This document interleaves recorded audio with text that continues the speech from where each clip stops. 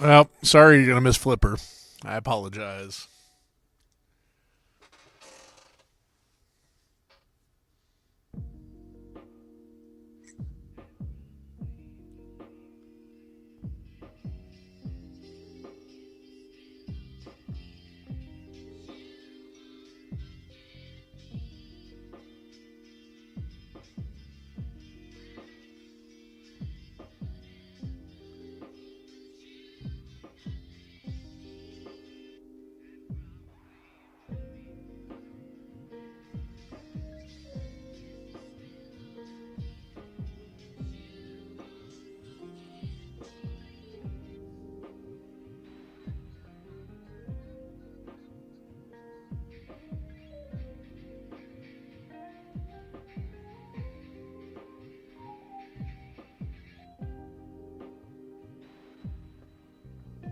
Oh man, I haven't listened to Jeff Foxworthy in forever, dude.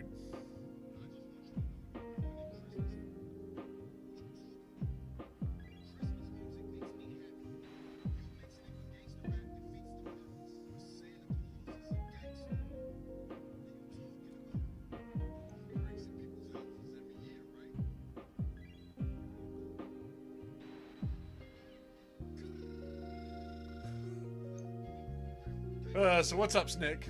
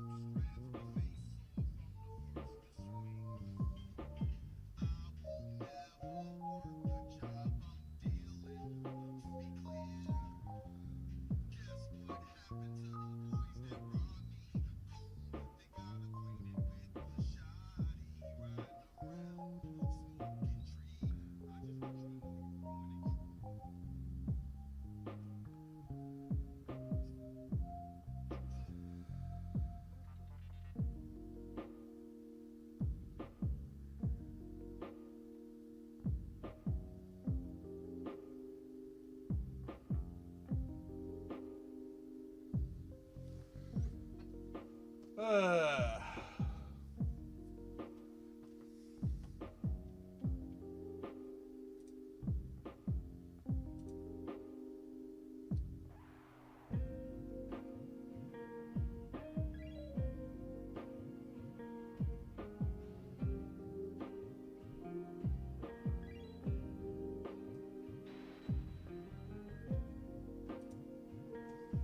well, I just saw your post in Discord. You're not missing much on the Game Awards, I have a feeling.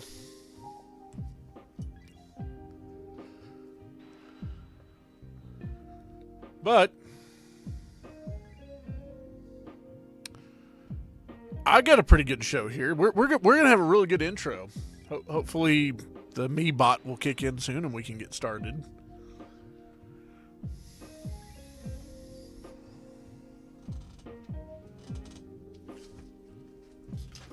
And yeah, I still haven't found my N64 cart. I'm wondering if it ended up on that couch that I was sitting on. I don't know if you've been over there lately or not.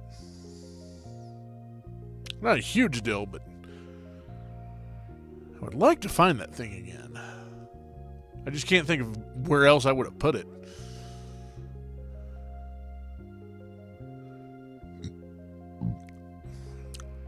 Although I am a pretty disorganized person.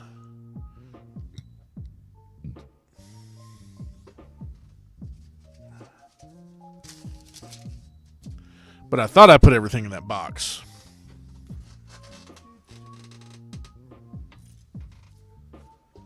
All right.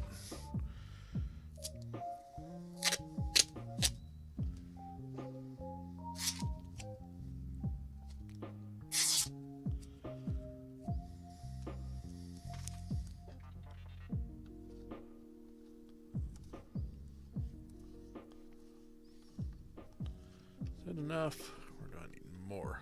Do I need more? Rocking around the Optimus tree.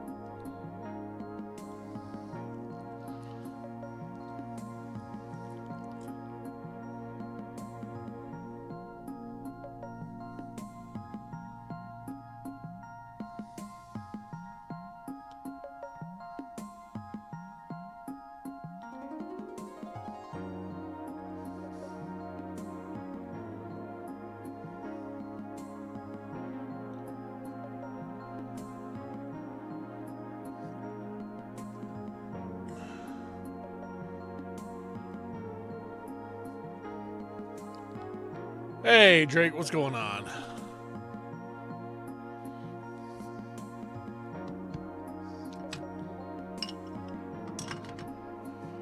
Okay, cool. We're about ready to get started here.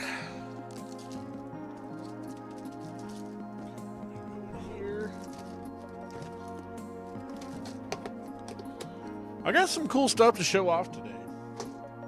I got a new package in. My old one was kind of small, you know. Not ideal. I've got some upcoming projects to maybe show off, and we got some other stuff going on. That stuff you've got, man, that's a hard sell. Unfortunately, old network equipment is not the most desirable thing in the world.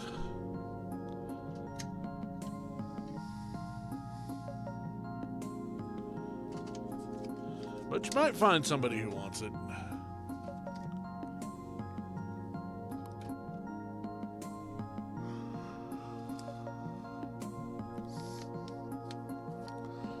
And a few years ago, I might have been interested in it, but... And double checked. Okay, cool. Oh, Snick. So for getting food this weekend, do you want to go out somewhere or just like grab something and bring it back to your place? Well, I'm pretty sure it would be like out in the open. Unless it was like on the... I just don't remember removing it, but I would have before I packed the thing, I thought.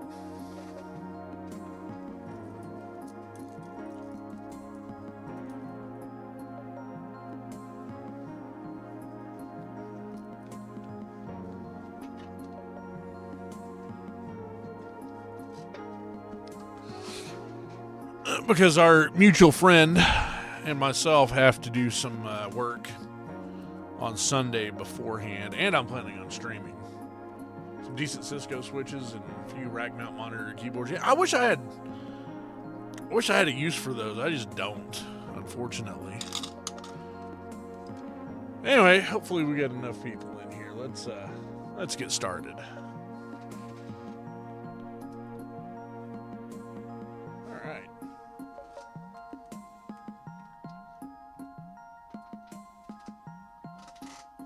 Anyway, I got this package here.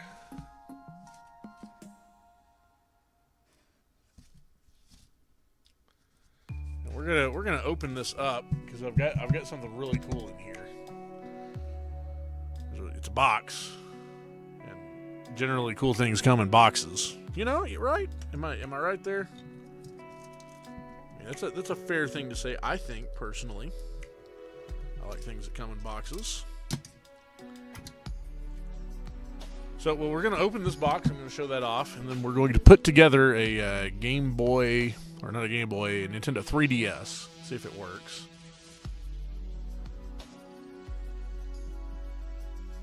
It's The Gimmick. It's one of my emotes from the NES game Gimmick.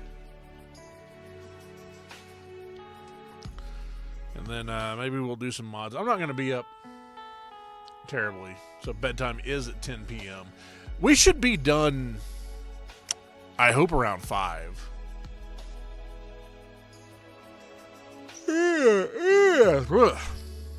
I'm probably not going to stream too long tonight. It took me forever to get this stuff set up. Oh, well, we're doing CB1 damage lists. Might be after the first of the year at this point. I just have not had any time or motivation to practice. Well, I don't know. We might throw together an NES and practice tonight. Who knows? Well, I do have my top loader here. So anyway, who's ready for me to open this box? Got a nice box here that we can open. And, you know, I need you guys to help me on this.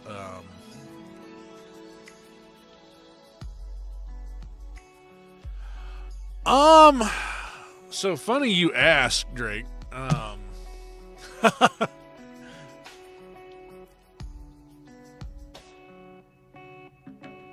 Wait, you missed a stream? When did you miss a stream? I haven't streamed in like a week. So, occasionally I'll do it. Like Frog Percent, you actually have to use a cheat to play that. I'm sorry, Snick. I didn't hit. I didn't stream at like 3 o'clock in the morning again. I promise. I thought you were in my last stream.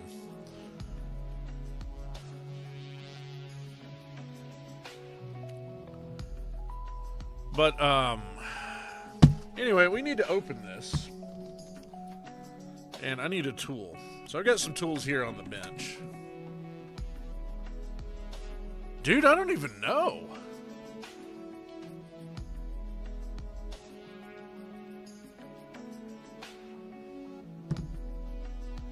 I don't know if this is quite the right tool here.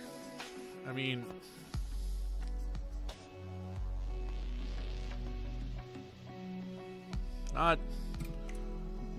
Not ideal.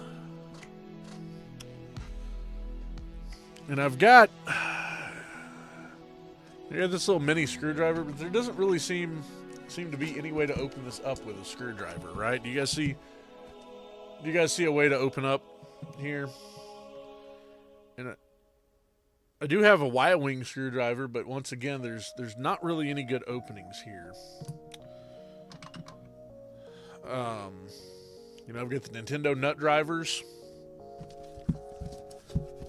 And usually there's some sort of like pads that we can remove to put in there, but unfortunately I don't see that either.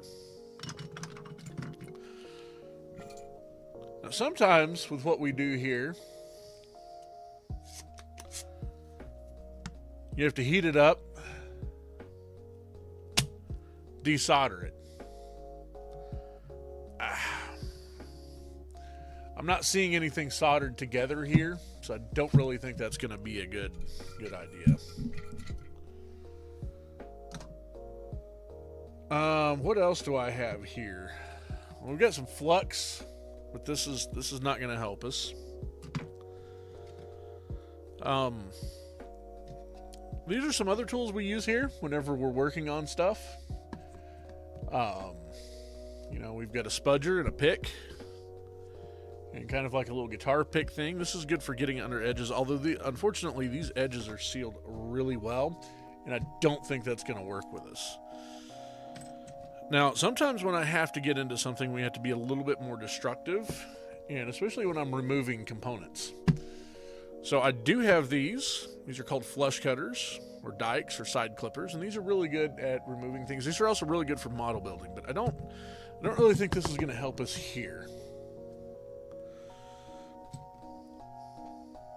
Now, maybe we could try this.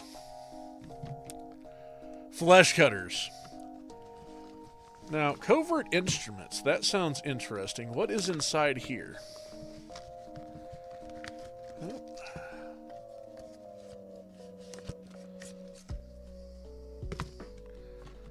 Are you kidding, Snick? I don't have a pocket knife. What is that? So,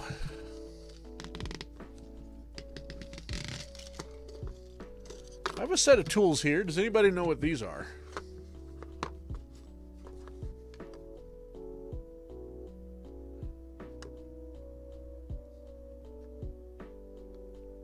Anybody seen these before? Lockpicks. And we've got a lock here. This is kind of a cool lock, you put it in there and you actually see how this thing works. Okay. Works. And a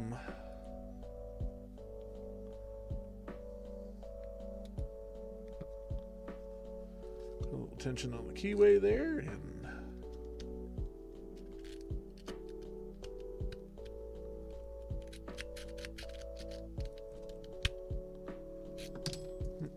let me get the right side in there.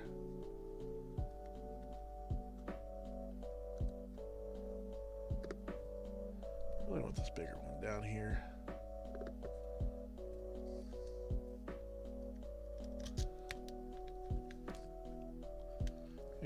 you know, these are,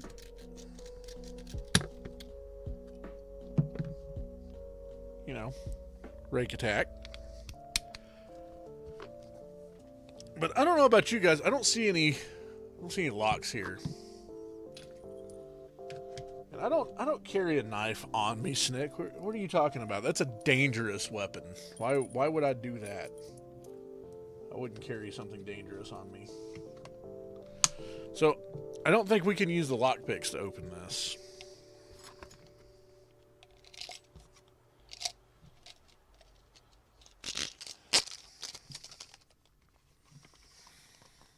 I'm going to put these back in here. Unfortunately, I don't have any scissors here either. That would be kind of difficult. Like, you can't really cut on this. Now, we have another tool, Deoxit. This is really good for cleaning things. And unfreezing things, maybe. Like WD-40, and I do have some penetrating oil, but I don't think that's... I think that's kind of the wrong option here. Now, I do have another idea.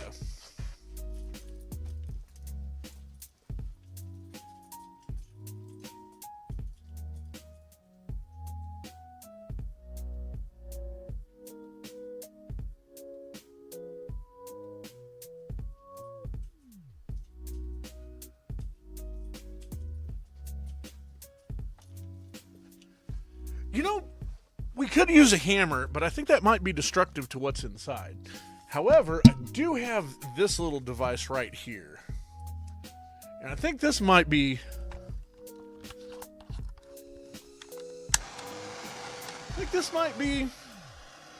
You know, this might be the hot ticket here.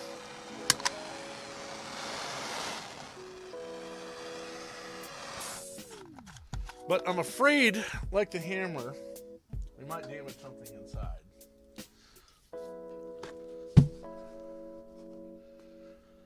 So,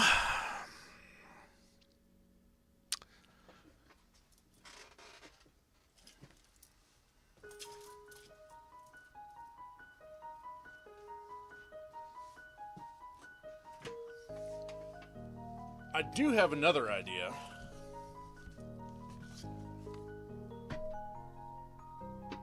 It's kind of hard to get that in frame there, but do not do it. Somebody stop him. So let's do this, shall we?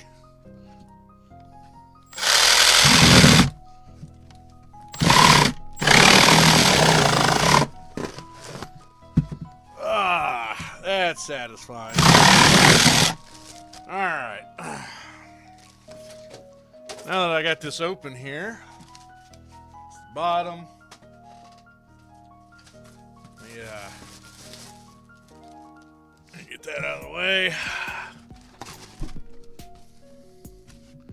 Ultros, you do not. Let's see what we got in here, shall we? How's everybody doing tonight?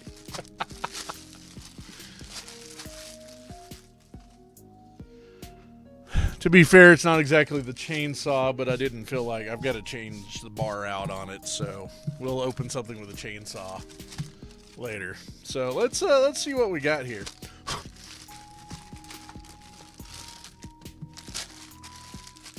It's a shame Opry's not around. Should have told him. But check this out.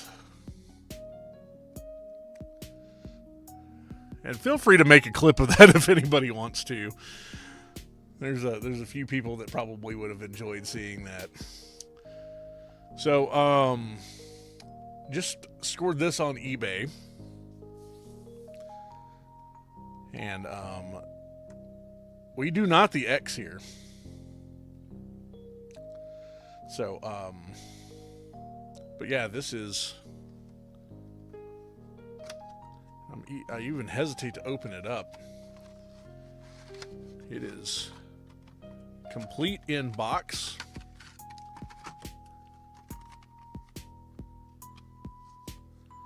Look at this. Look at this. That is just in beautiful condition.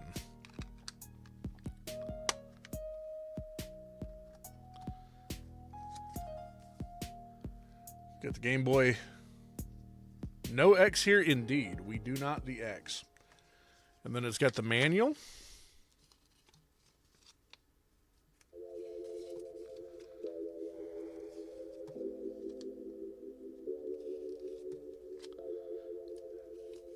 Which is kind of cool. And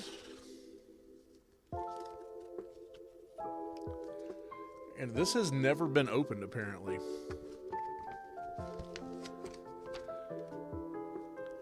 Has this awesome poster inside of it. Like, part of me wants to frame this.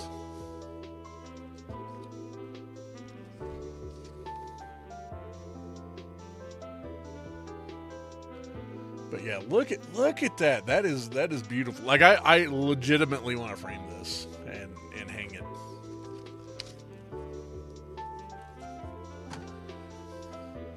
So, anyway, speedruns of this are coming up.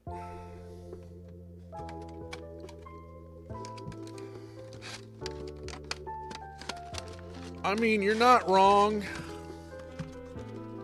but give me Dax any day of the week.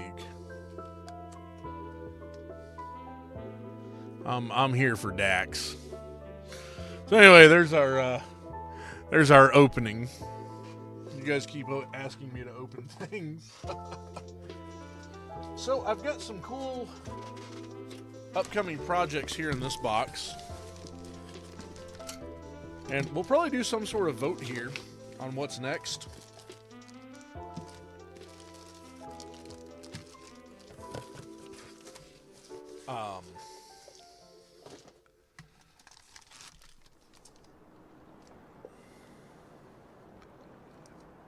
I'm looking forward to building this one. Really looking forward to this one. And I'm probably going to end up selling it.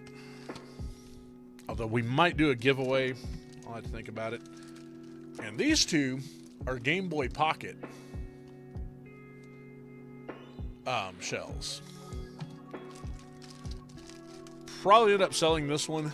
I think I'm going to keep the Atomic Purple one. Because I kind of want to I want one of everything that's Atomic Purple. So we do not the X Ultros in any way.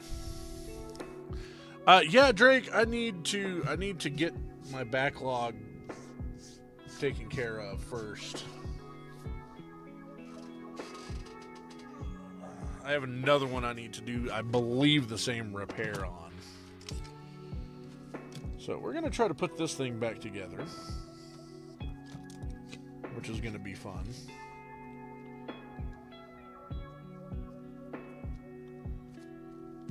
Actually, I don't think it's going to be terrible, but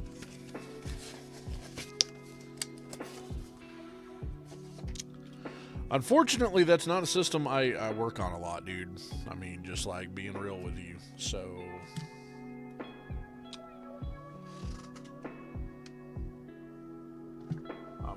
willing to give it a shot.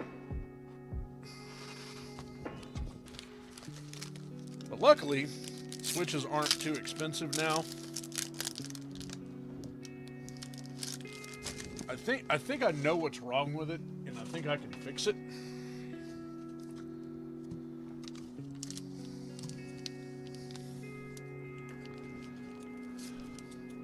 But like an NES, I can fix anything wrong with an NES.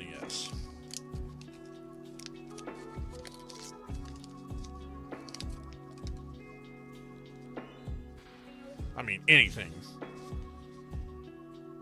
Because I have full schematics for it, yada yada, all that good jazz.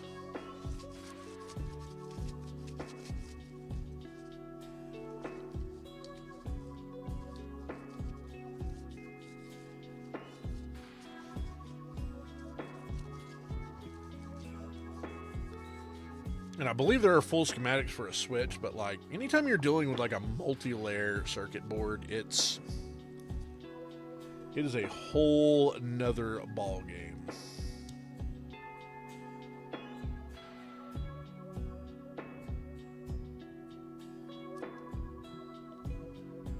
Okay.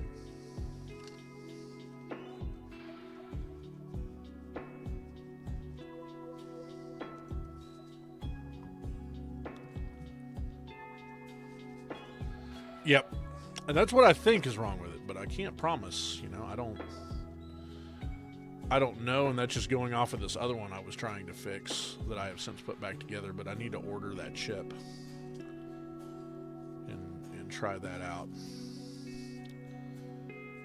Okay, so now that we've done this part, I believe the next step is to start putting this thing back together.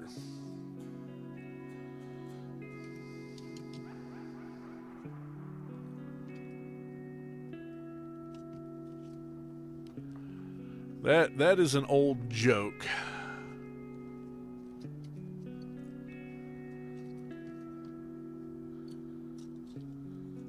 Okay, so I'm going to go to the iFixit guide for this thing.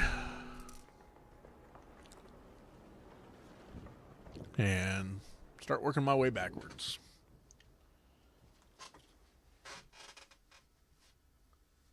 Wish I'd have brought my iPad over here. That would have been ideal.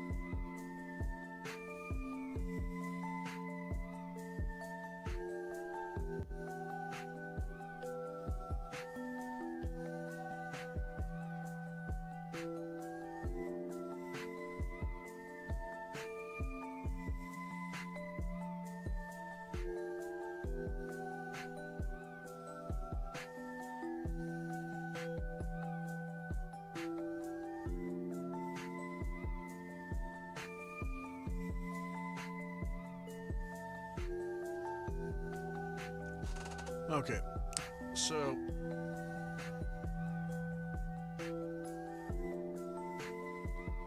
that's still on there. Volume switch is still on there.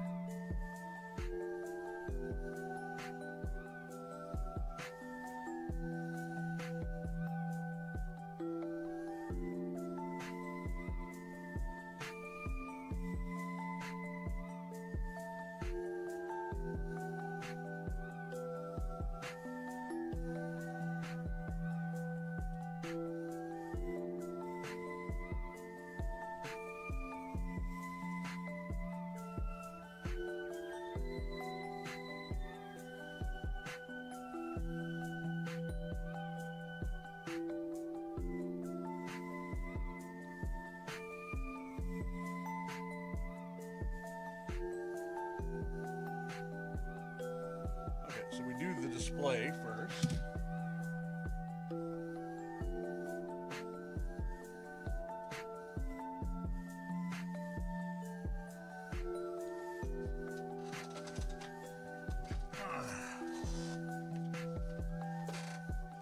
Okay.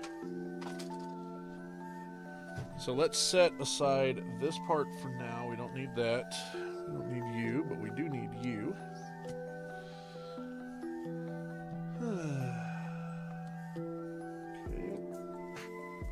Let me look at how to do that. But yeah, that is an old meme.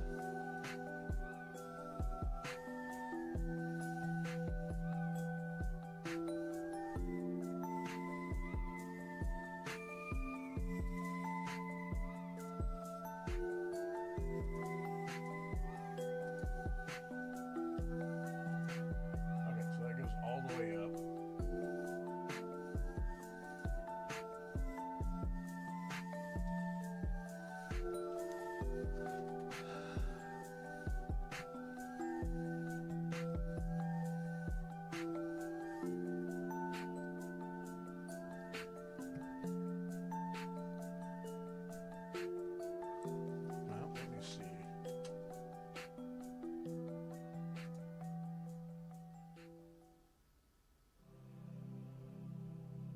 Okay.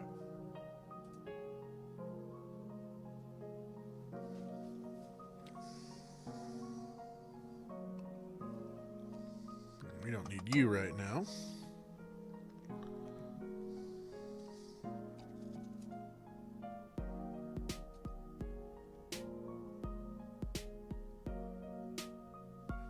believe that also needs to come up.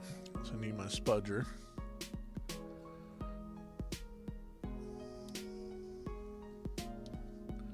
Okay, so we've got 3 of these that need to go.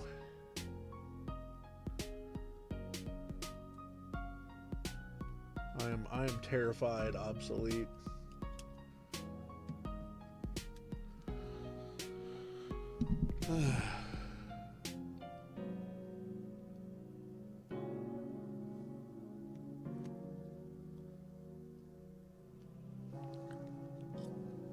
This is the scary part here.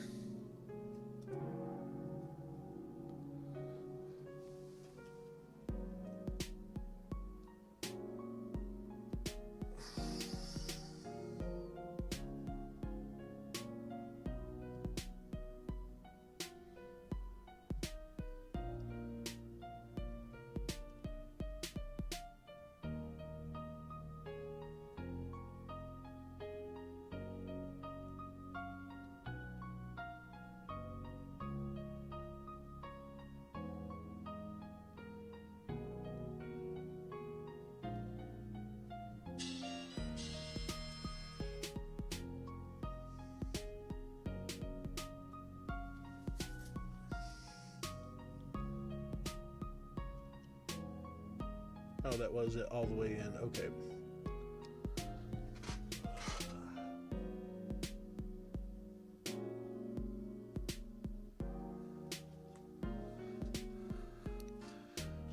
I mean, we could add a diesel power supply to it if you buy the motor.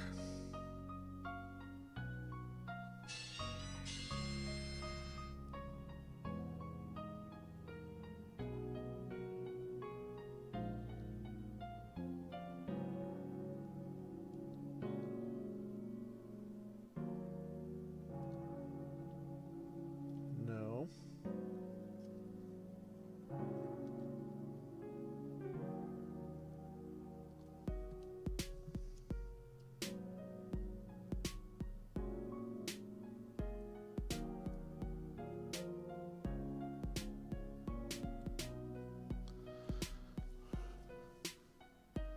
I'm sorry, you guys are probably seeing just my head. Okay. You know, I wonder if these will actually work better. I got myself some reading glasses because. Okay, that seems to be better. Oh, really?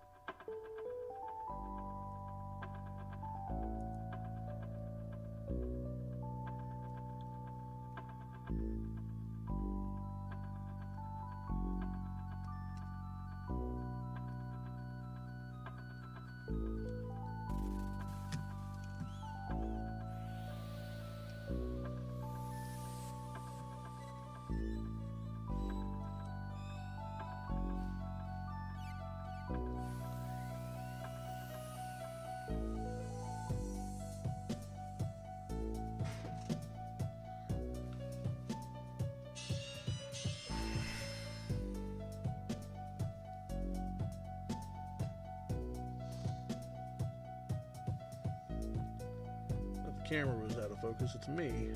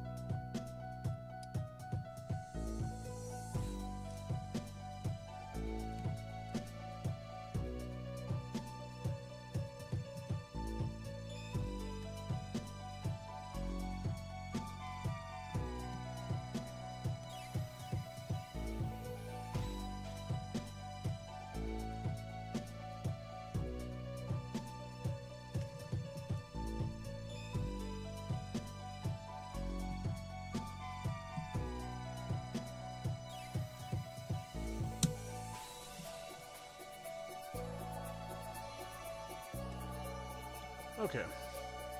Well, hopefully I got all that put together. That brings up another problem. I can't read chat with it. Okay. Oh, didn't miss anything.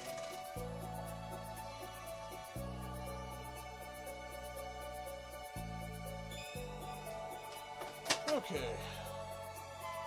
Now for the next part.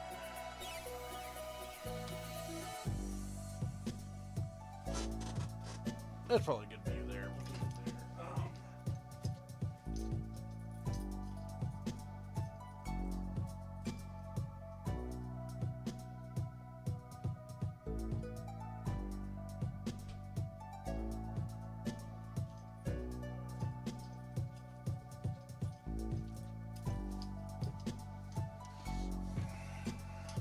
Well, we'll see what we can do with it, obsolete. No promises, but...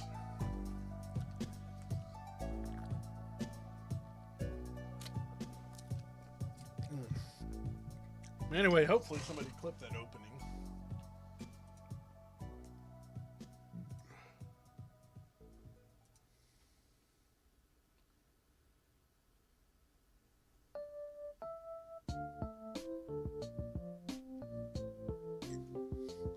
Okay, put that back in place.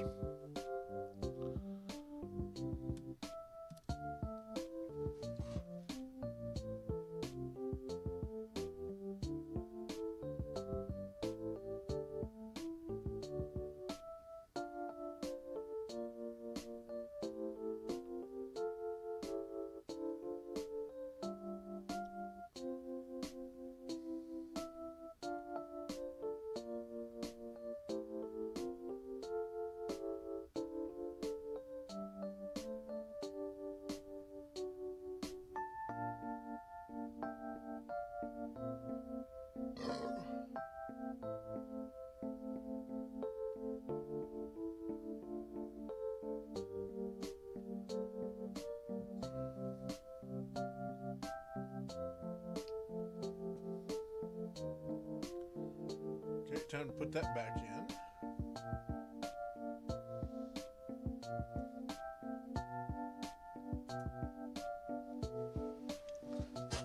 Okay.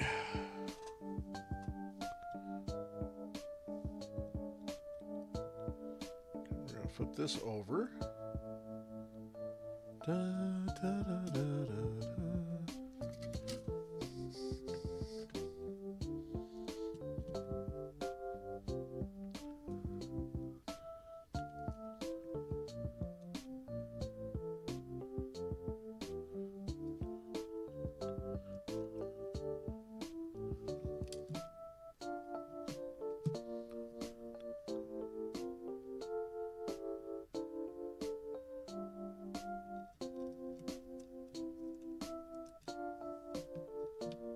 Oh yeah, I forgot there were 3 of these damn things.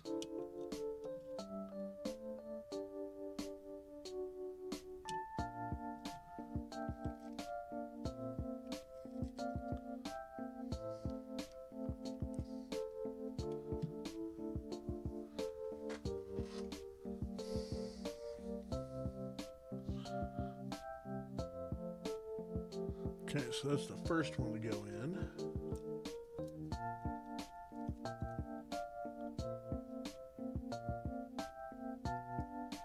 Where is it? No, it's that one.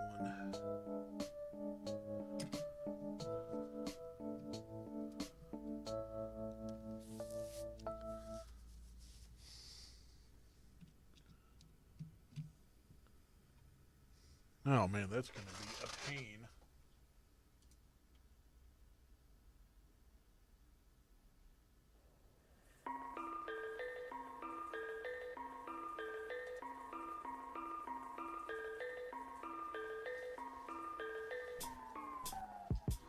Ugh, that's going to suck. Okay.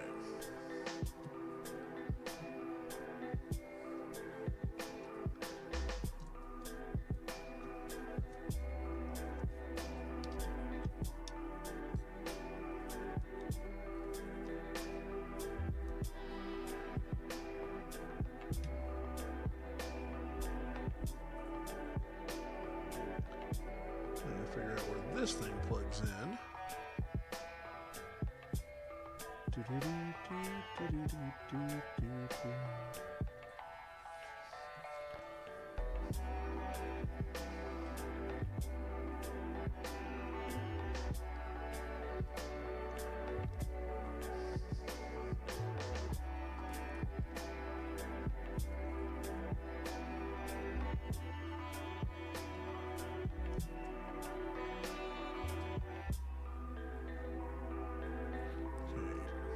Y'all just need to come out for now.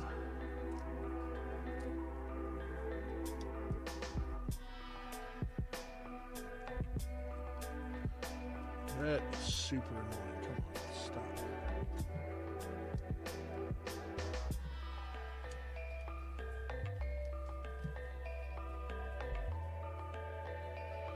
Okay, maybe I can get this out.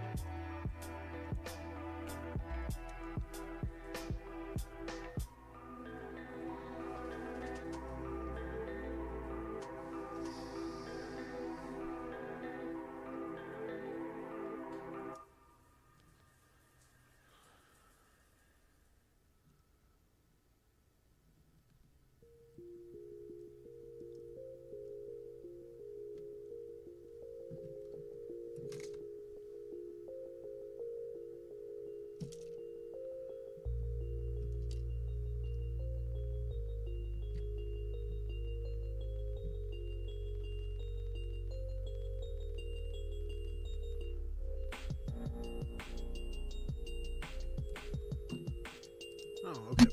What's in there? Okay.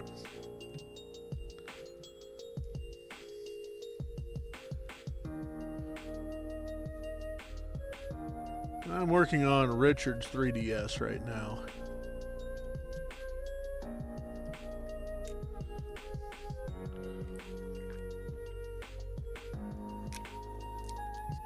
I might take a look at yours tonight. No promises. Because I'm kind of tired. I got a lot of shit to do tomorrow.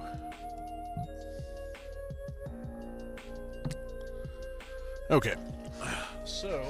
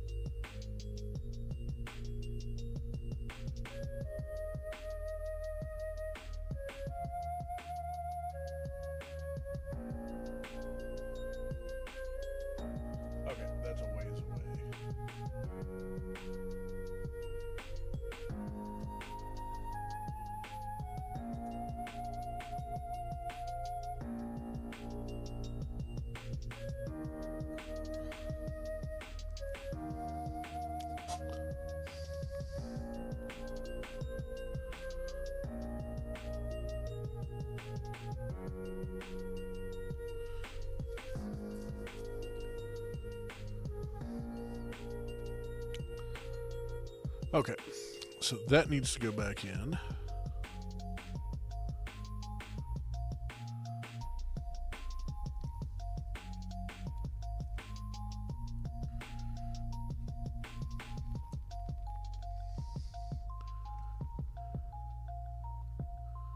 Those need to go back in.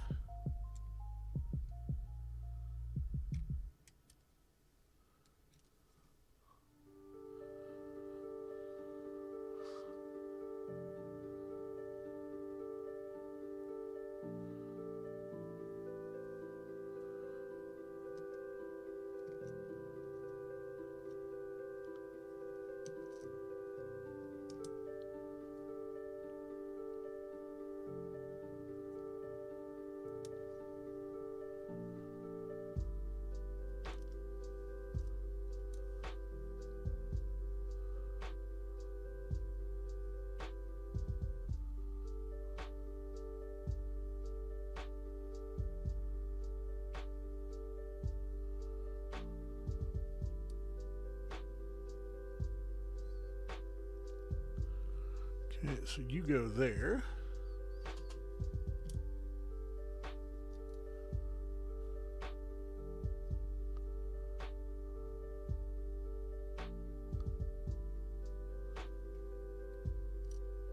You go there.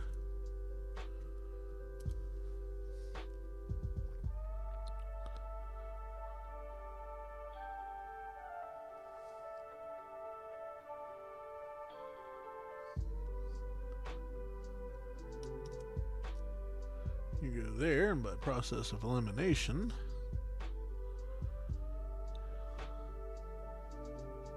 we just throw this one away. We don't want this one. This is not a great one. We don't want it.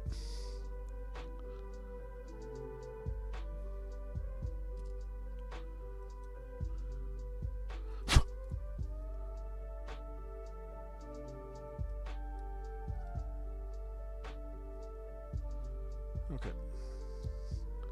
That's in place. And then this gets put in later. Okay.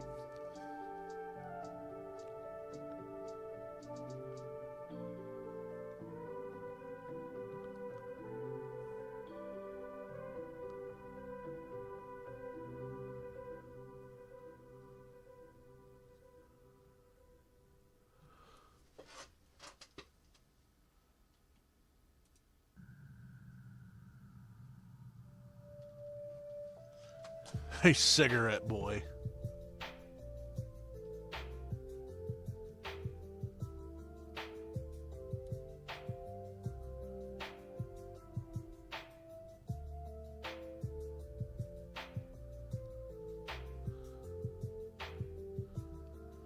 Okay, now for the fun part.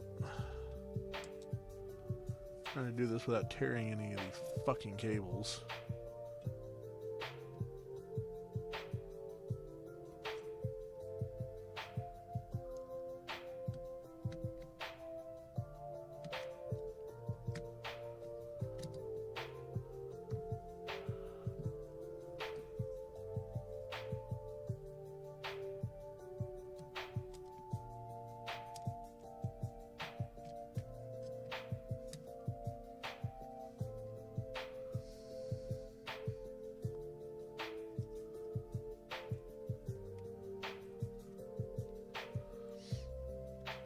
Alright, well, we got that in there. Okay, cool. Whoa.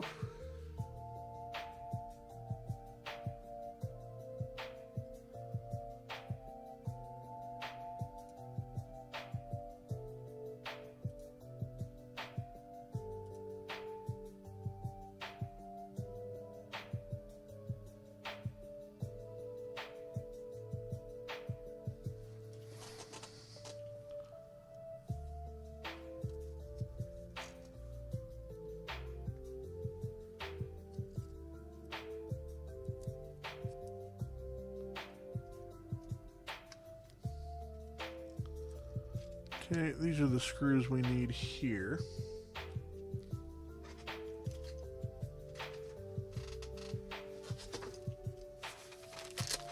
I'll let y'all vote on what we're gonna do next.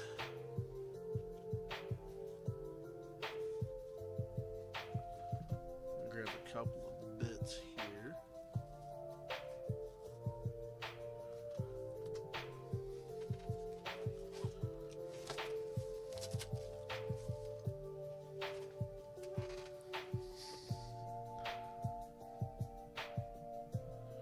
Okay, 4 2.5 millimeter gold screws.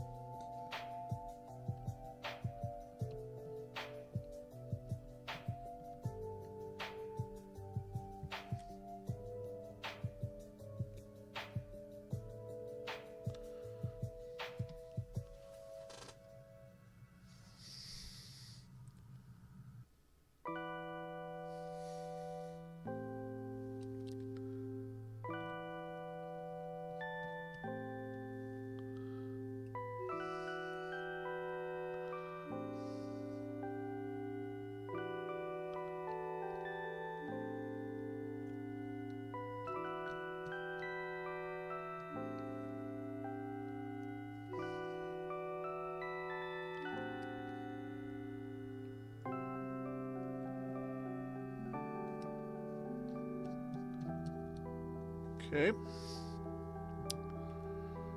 2 3.5 millimeter black screws. Which are holding.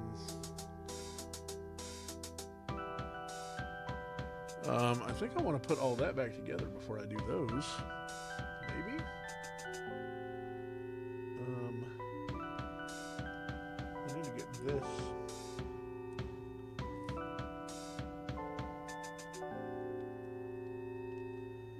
This needs to be situated too.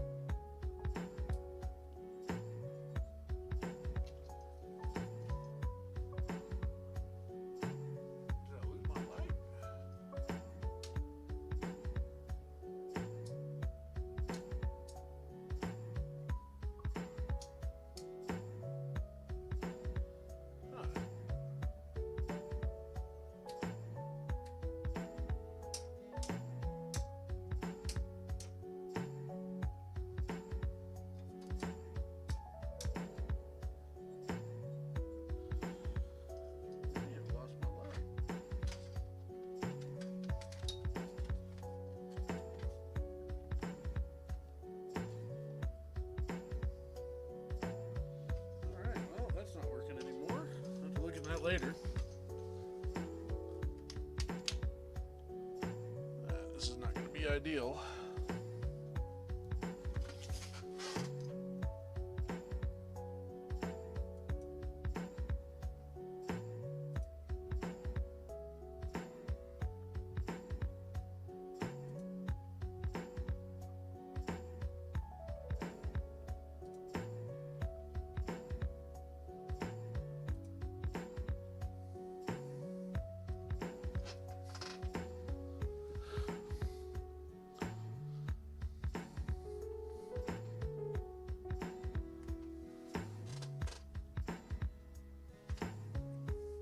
Okay, well.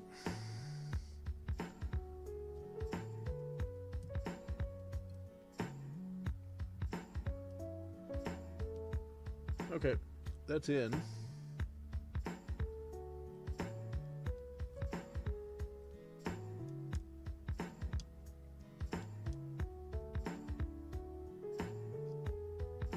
Okay, let me see the next ones.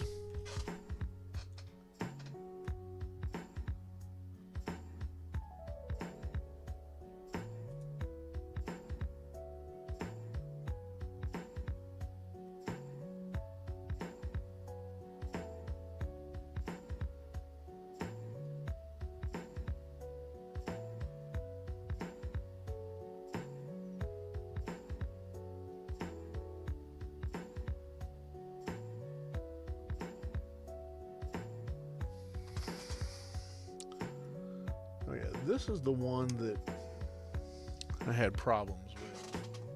Those were black ones, silver one.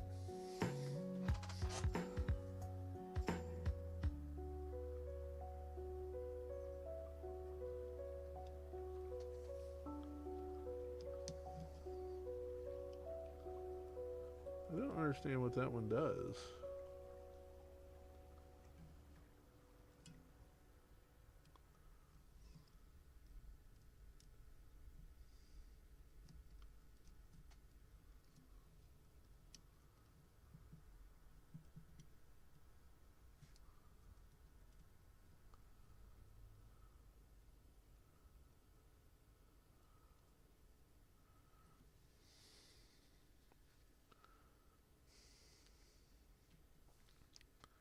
Or is it up there?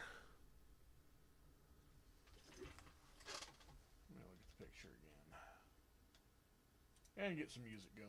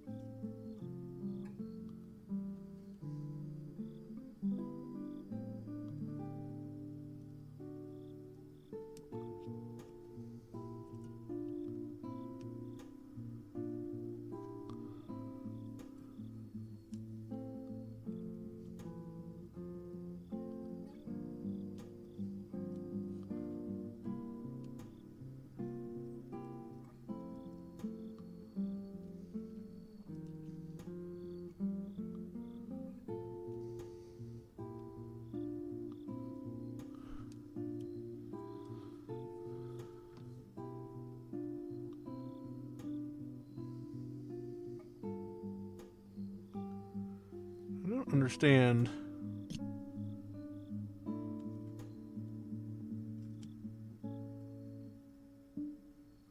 the mechanism there. Am I missing something here? Because this doesn't hold that in place.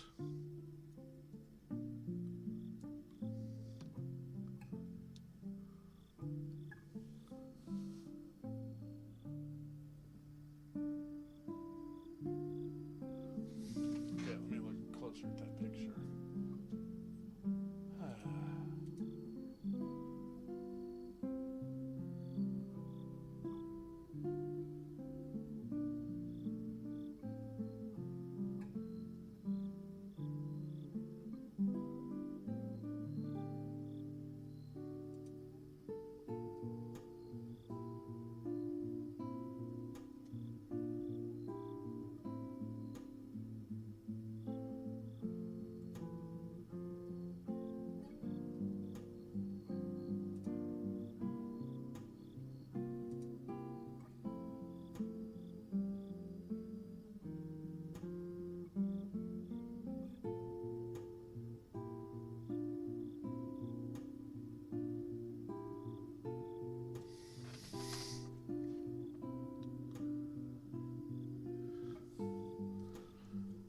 Okay.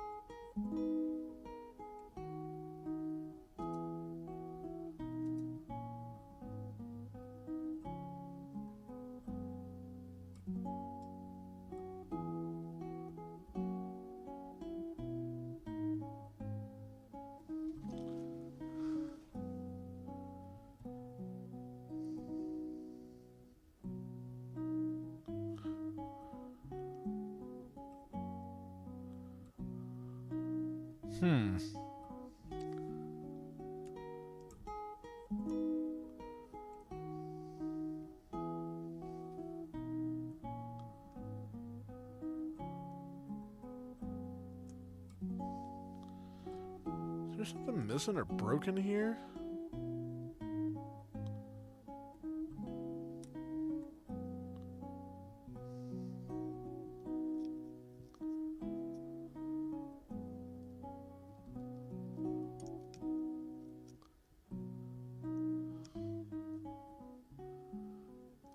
Oh, that's probably part of it. Okay.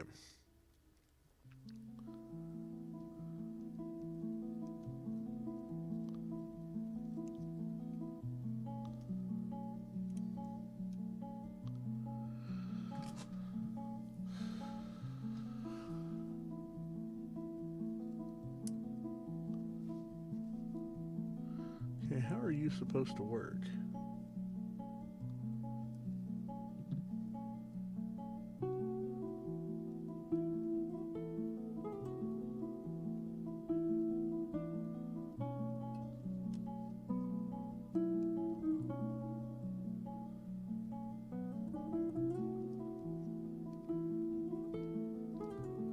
Okay, so it is that part.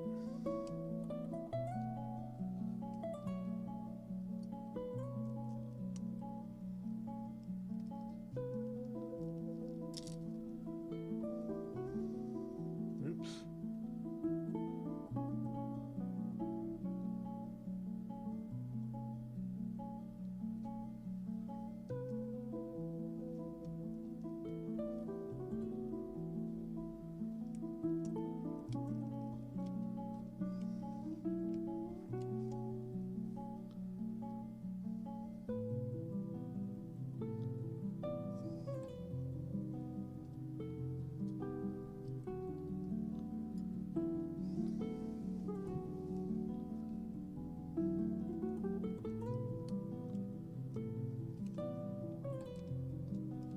Come on, get in there.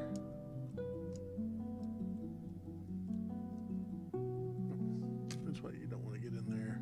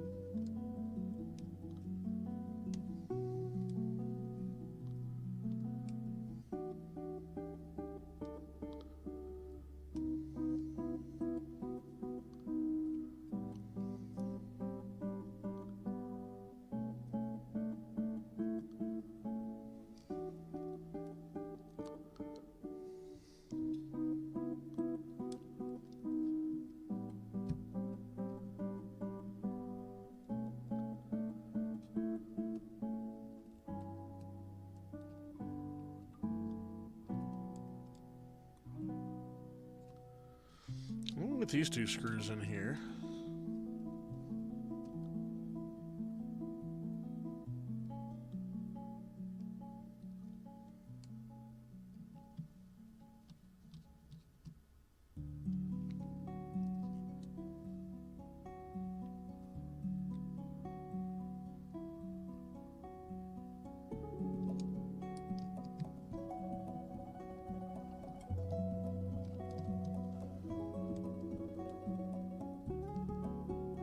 I don't understand what that one does.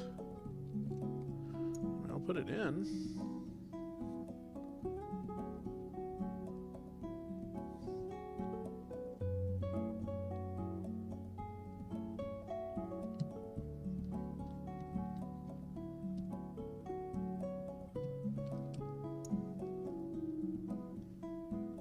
Oh, I guess it does kind of.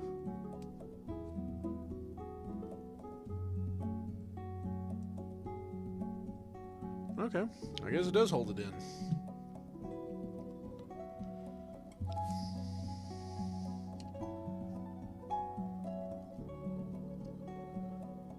Now this little bastard and that one.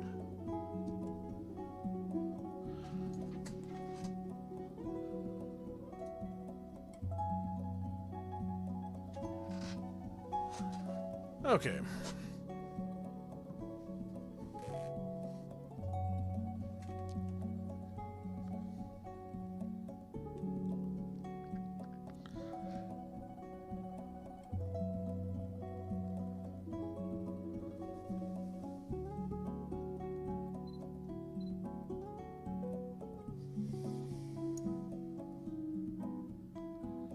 Okay, now we got to put this back in. So anyway, what's everybody up to? You guys are quiet tonight. You're very quiet.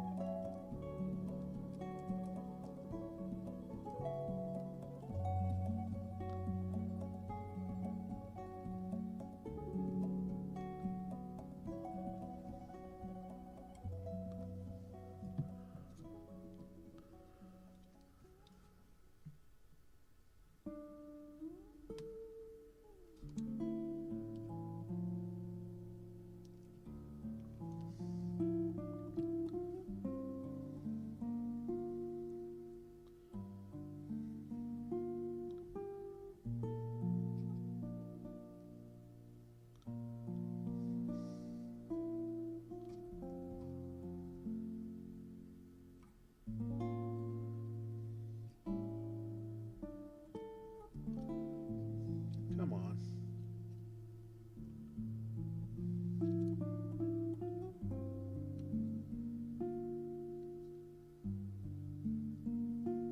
Put the microphone in there. Okay.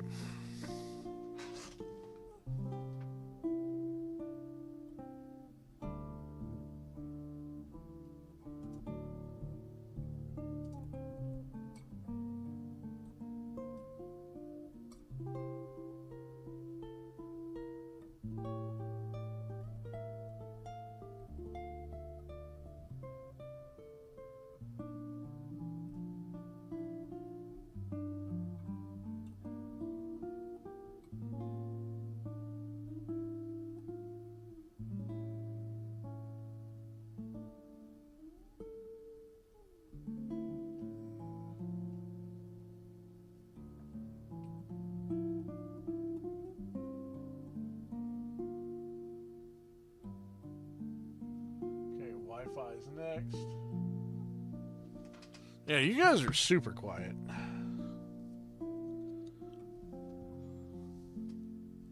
So we're gonna move over here.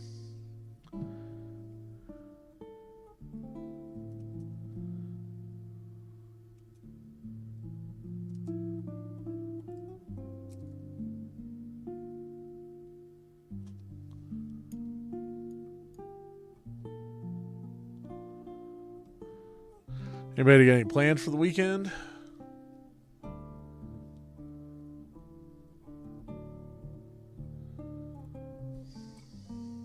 Okay, so we got to put the Wi-Fi module back here. But first we have to put the antenna back in.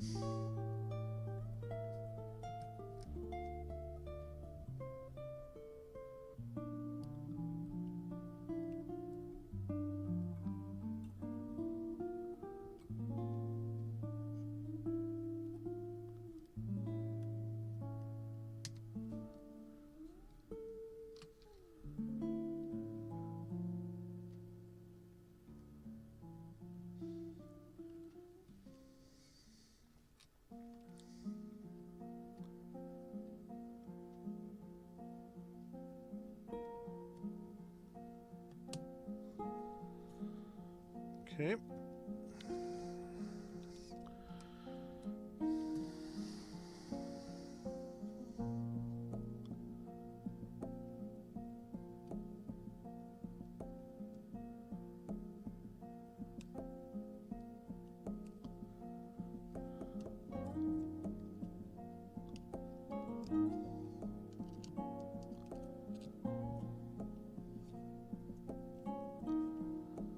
Okay, what screws hold that in?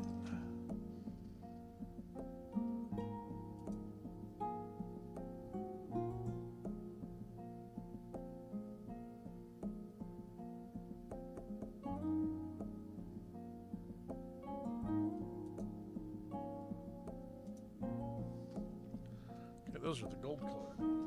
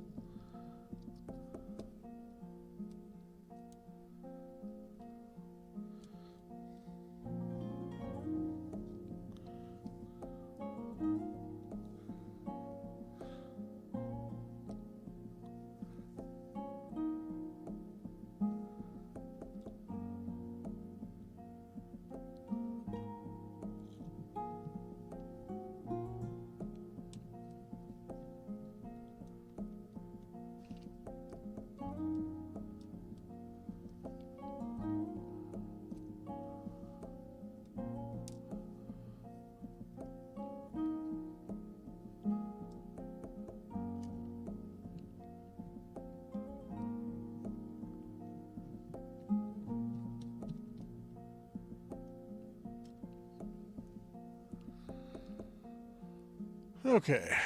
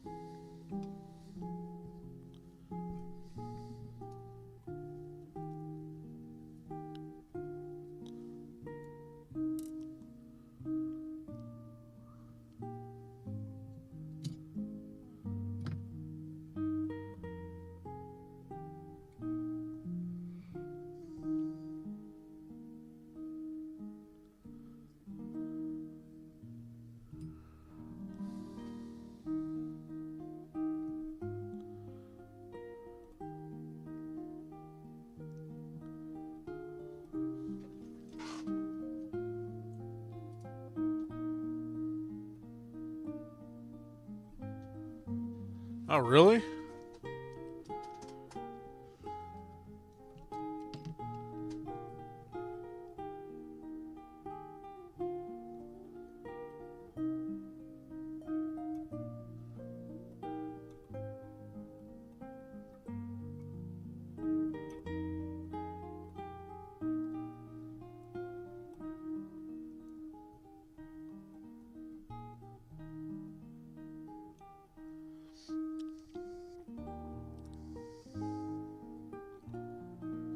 or the game awards going on.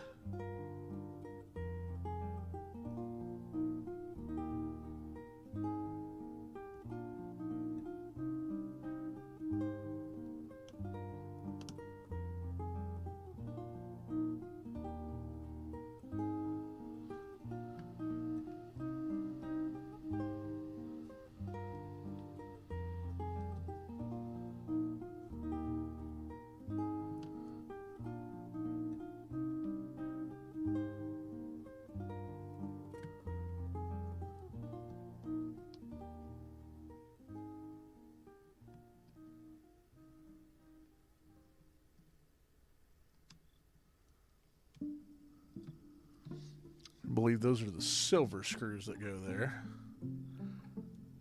Yeah, it looks pretty good. Yeah, it's pretty meh for the most part. Oh, yeah.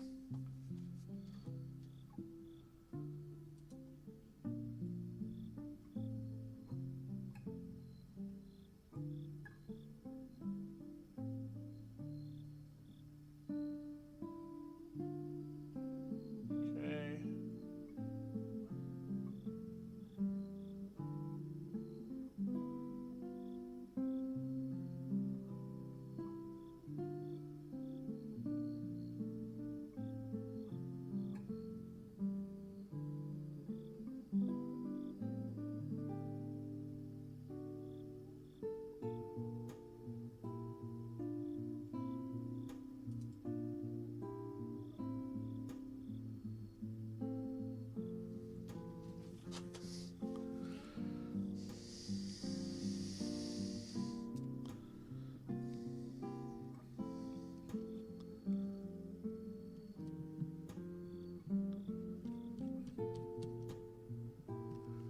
Well, no surprise there. I still haven't bought that, let alone played it. Okay.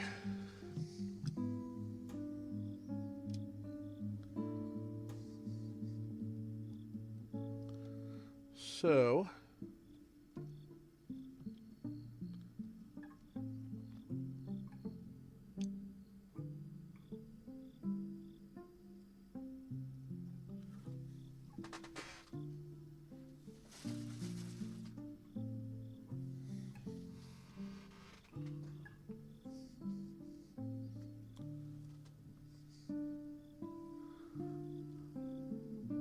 it's probably back there, isn't it? Okay. Yeah, that's it. All right.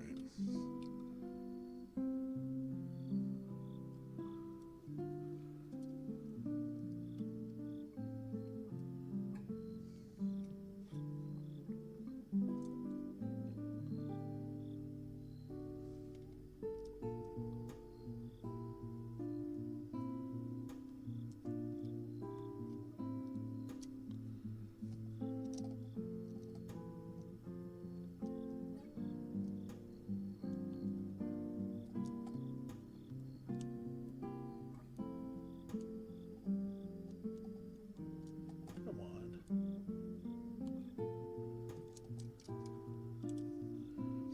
I hate these connectors so much.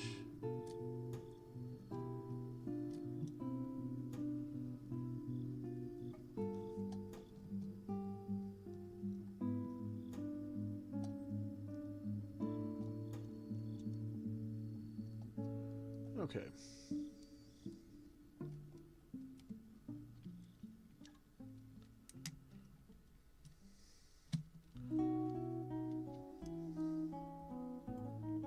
Oh yeah, we're gonna have to do that.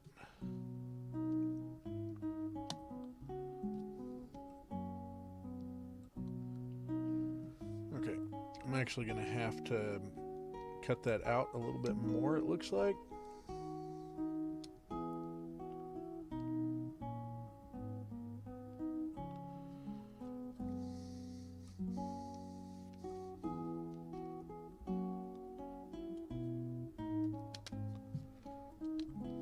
Okay, but the big deal is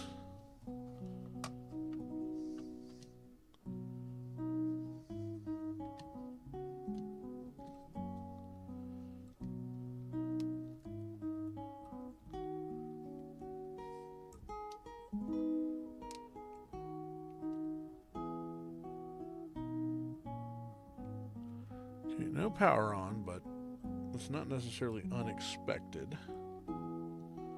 But let's see if we can get some charge to it.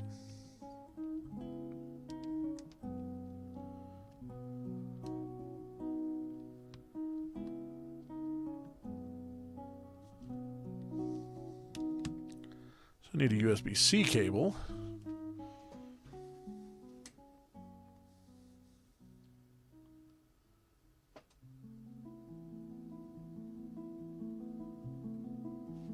And he mentioned a half. Is it still going on, Luthon?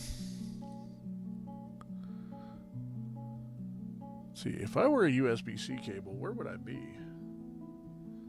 I don't know if I have one on me.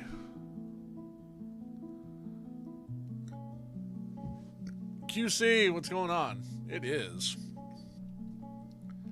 a 3DS. USB-C cable.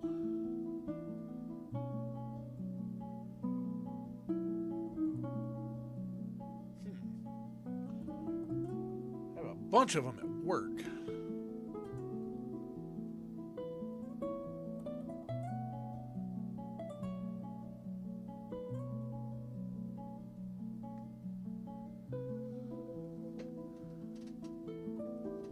Luthon, I will drive to you and I will slap the taste out of your mouth.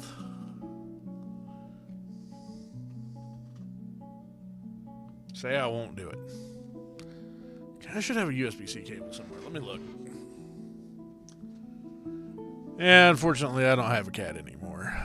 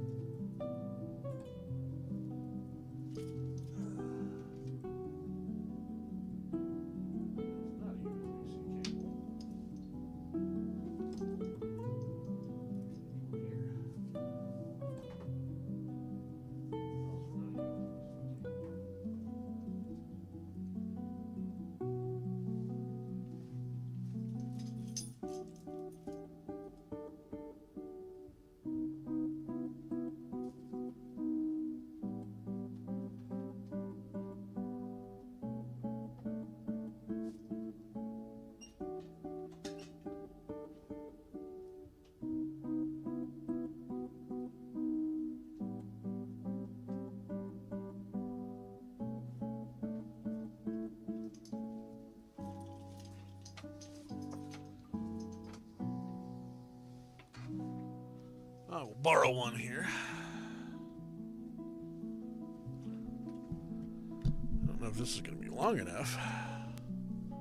You guys might not be able to see this. But really, it's only important that I can see it.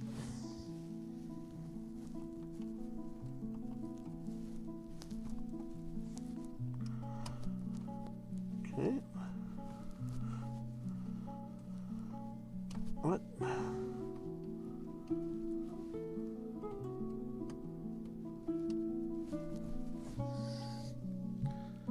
Okay, well, let's see what happens here. There may be fireworks.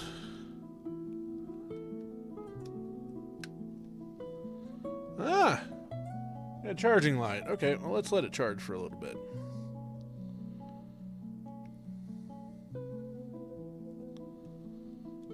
Well.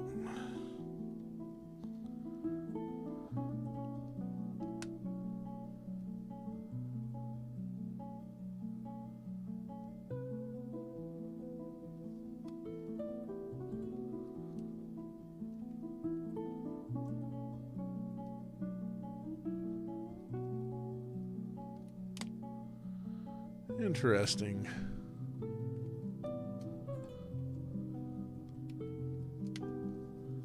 So we get a charging light, and then it turns off. Oh wait, there we go.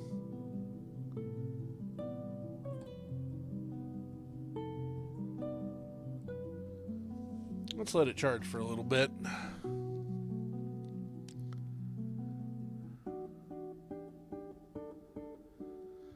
Gabe or Miyamoto, one has to go.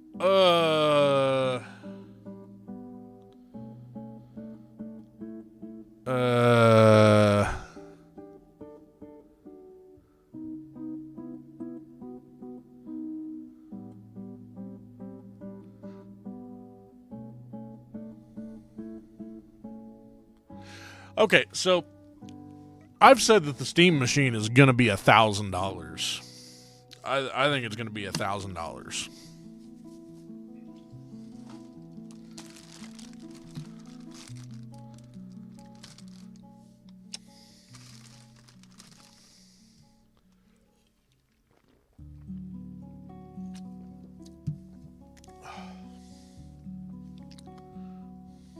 You think minimum 1,200? I don't think you're wrong. I think there are people that think it's going to be like $700, and I think they are terribly wrong.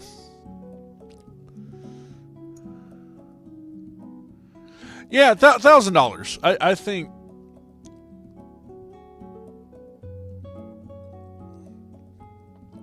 I think they wanted to launch it at like.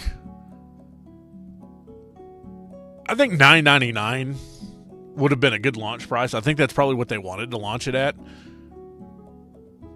There is, I've seen some people, they are high. Like, there's no way in hell. There's no way. Now, to be fair, to be completely fair, if Valve could sell that thing at $449, they would destroy, and I mean completely 100% eradicate the console market. I think it'd kill Xbox. I think Xbox would move to just like publish games on the Steam machine.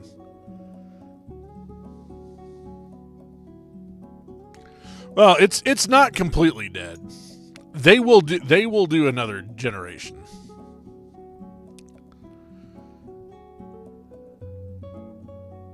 But yeah, I think they would obliterate Sony too. I don't think they'd put Sony out of business, but it would hurt.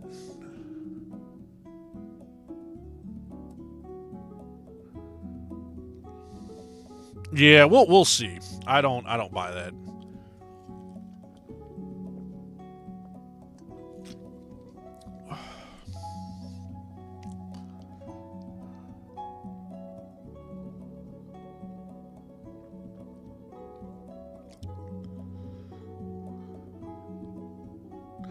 Well, keep in mind, QC, Sony subsidizes the PS5.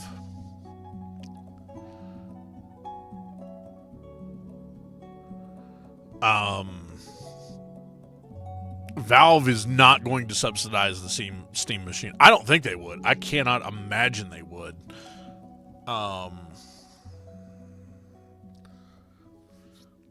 Sony can get away with that because it's a closed ecosystem.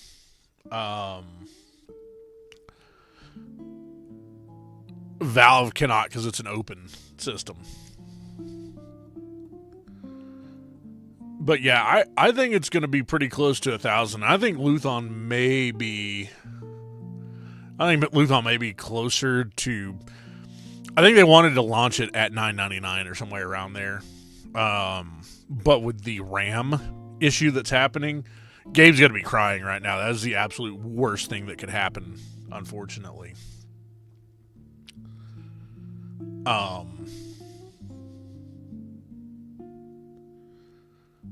So yeah, that is no bueno.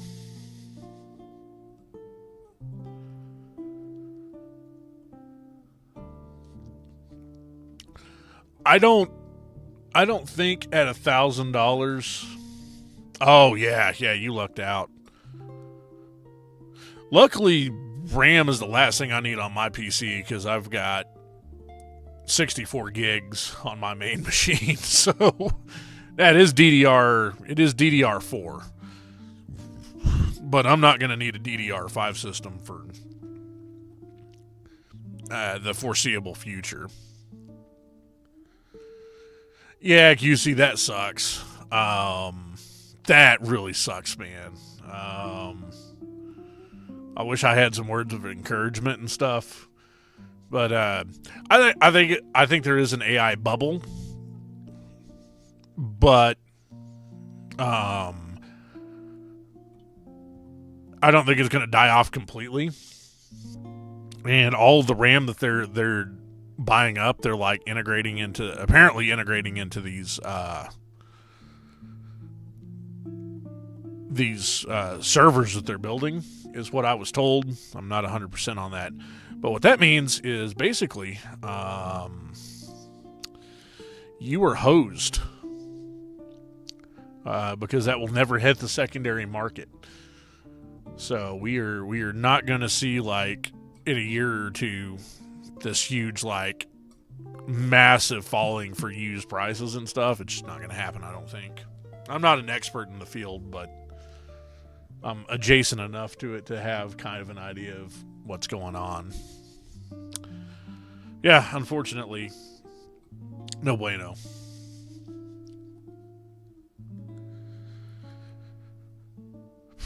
Because if this goes on, I mean, it's going to affect everything. I think probably the motherboard manufacturers are going to be okay for the most part. Like, I don't see a huge spike in motherboards. Probably not GPUs, since they're like making dedicated AI GPUs now, but I think the prices are not going to get any better on that front.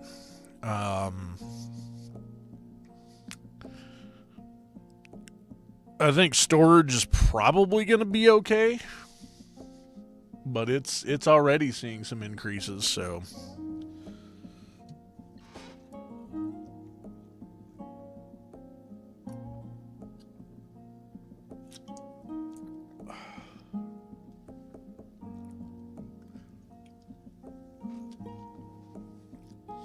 So we're going to let this charge a little bit longer.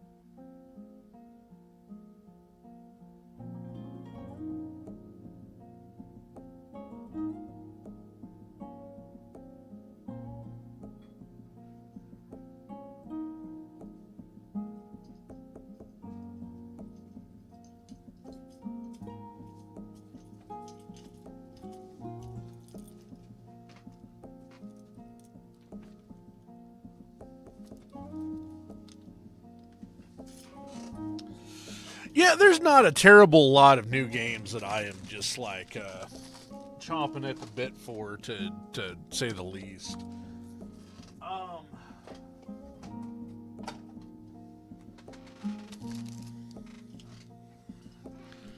Let's see if we can figure out what's going on with this stupid thing.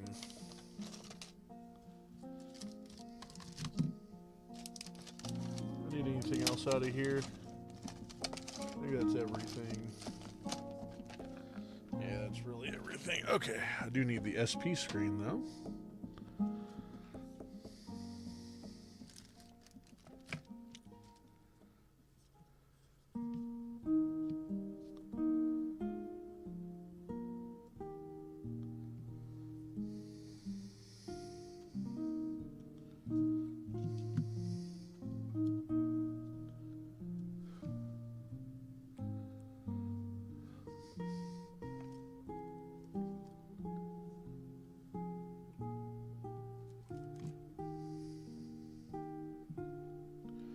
Yeah, and quite frankly, Luth, like, I'm not interested in AAA games.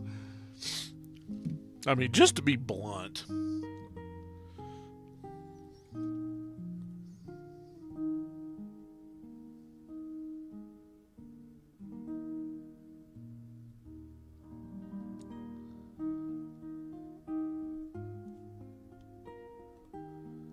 Okay.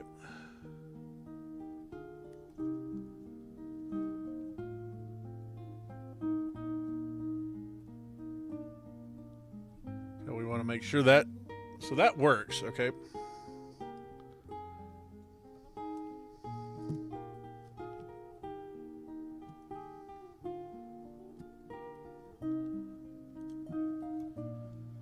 Okay.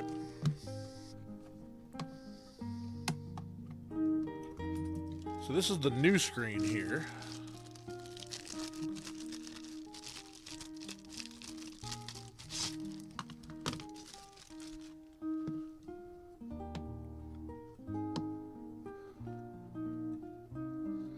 You know, I've never played any of the Total War games, to be honest with you.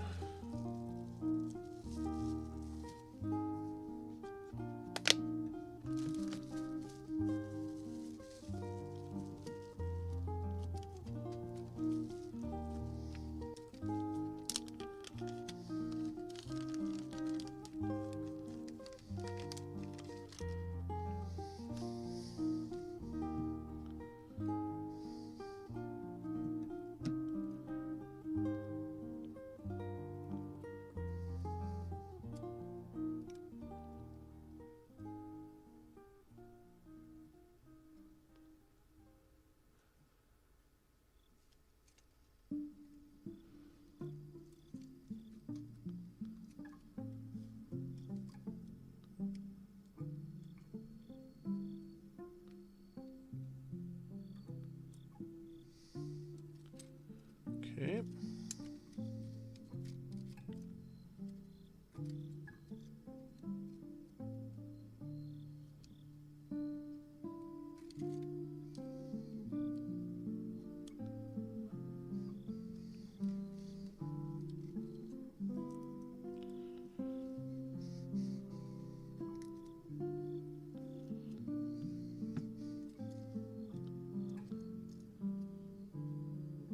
Make sure we got all this hooked up right.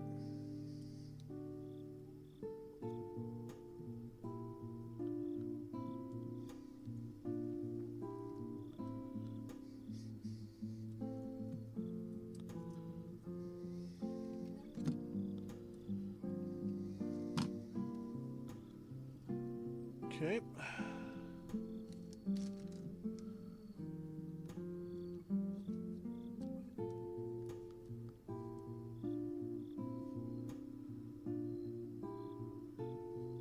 Okay, so that's working.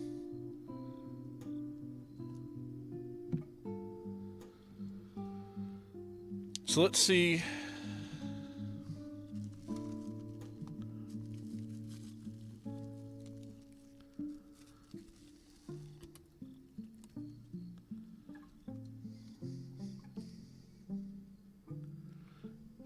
If it's the driver or if it's the screen.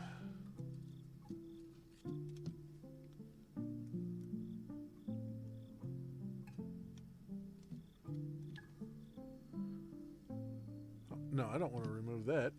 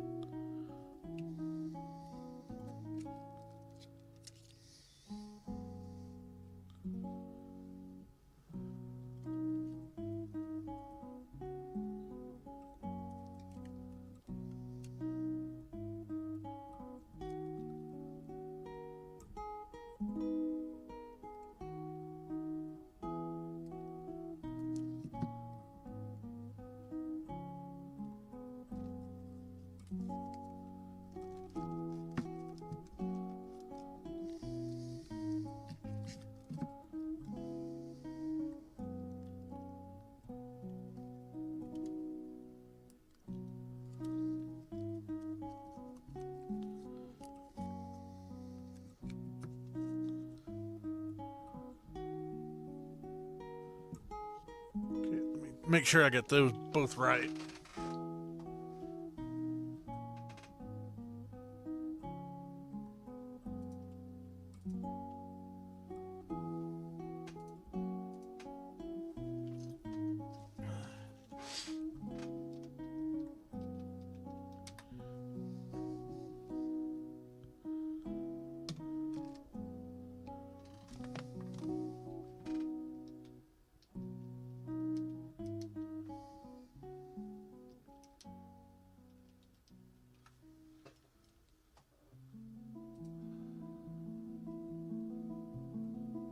Okay, pins up there, pins down there. Okay.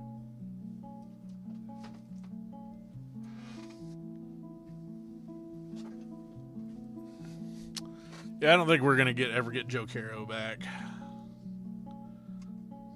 Okay, let's see what happens here.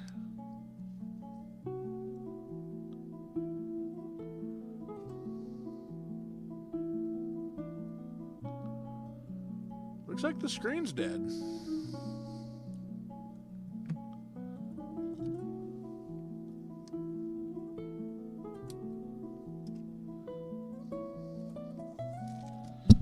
Oops, sorry, didn't mean to.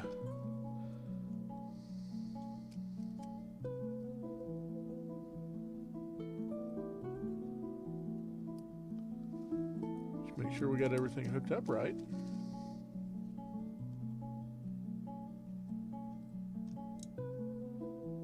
Yeah, that one powers right up. Okay. So we're going to swap this board out now.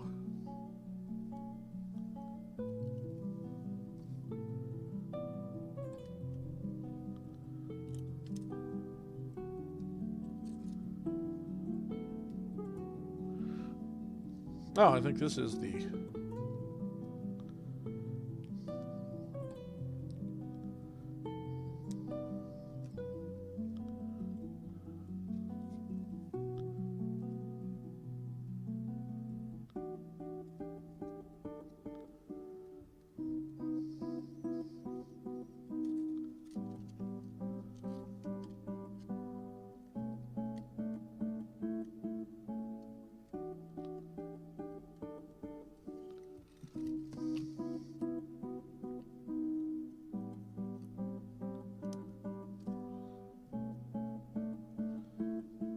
Okay.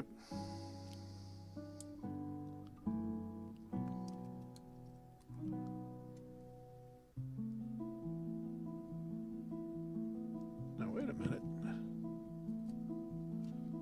Oh.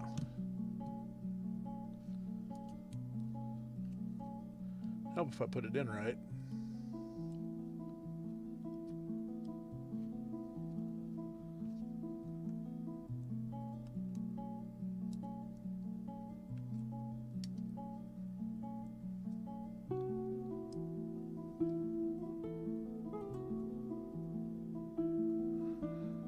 Well,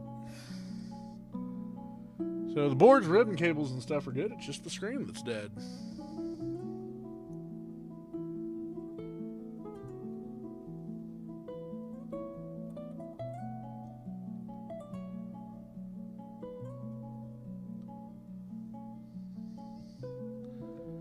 Well, that is unfortunate.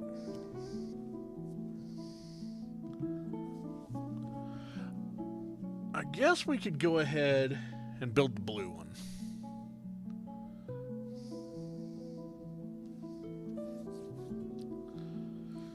But it's almost 10 o'clock, so...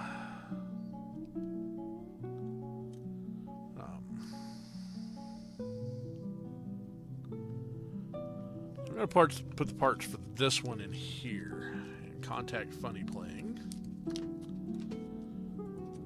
So unfortunately, that does indicate a dead board.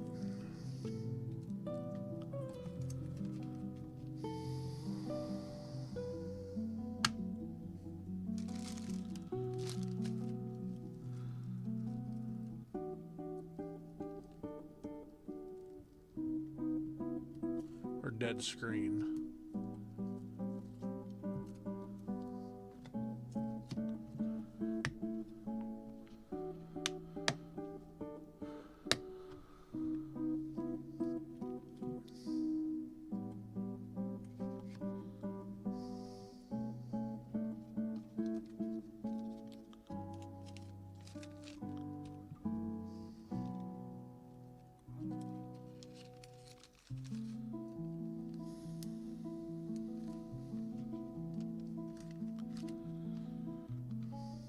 Yeah, you get none of that obsolete. You get nothing. Good day, sir.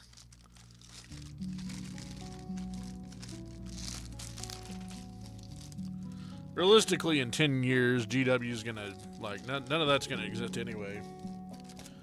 GW's gonna kill everything off. Okay. So we will have to adjust fire on that. And then I need to get a hold of Funny Playing so I can get that screen replaced. Okay, let's see if the 3DS is charged up now.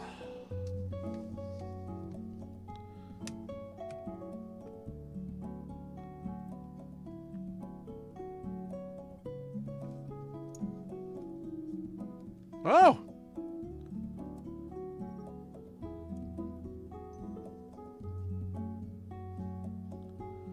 Okay, but the bottom screen's not working.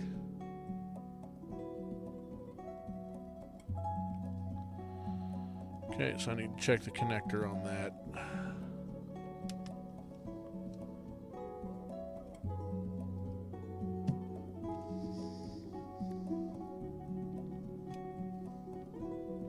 But that's...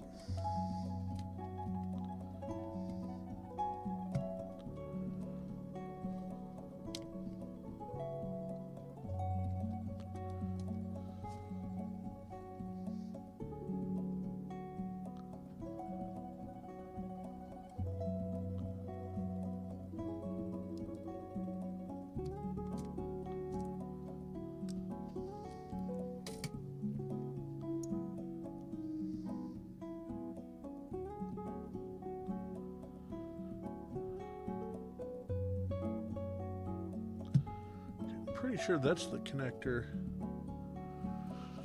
for the bottom screen.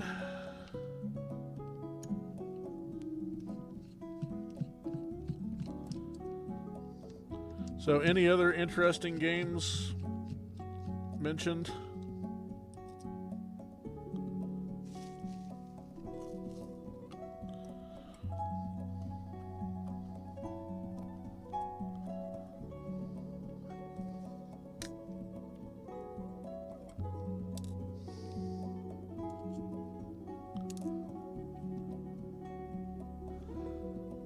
Hate that. Well, do I have to remove it? I don't think I do. I think I can lay it over.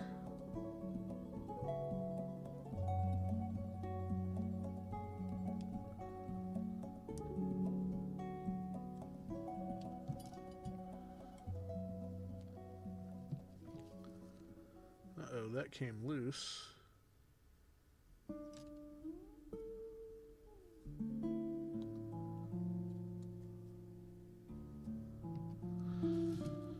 Okay, let's do this. Let me go ahead and just pull this out.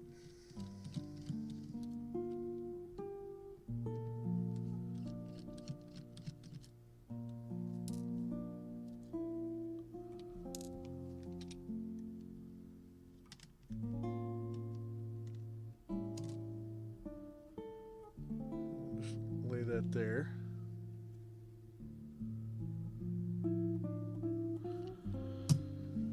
Okay, now it's time for glasses.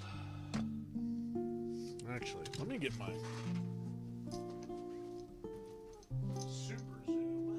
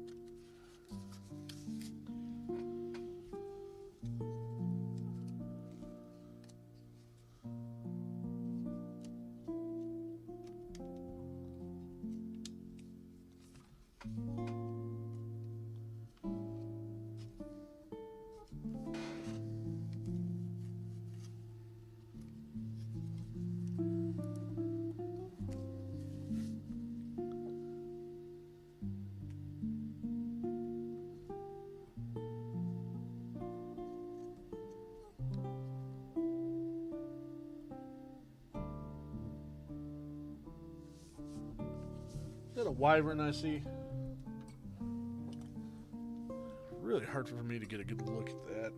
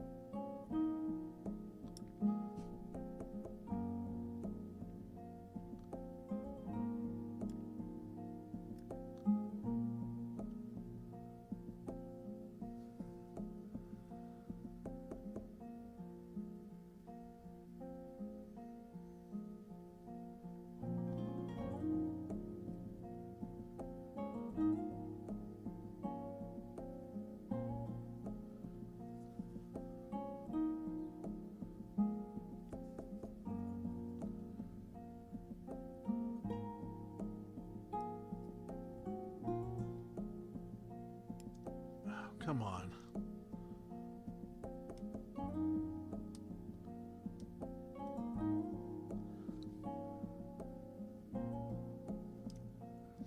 I'm going to regret doing this. I already know.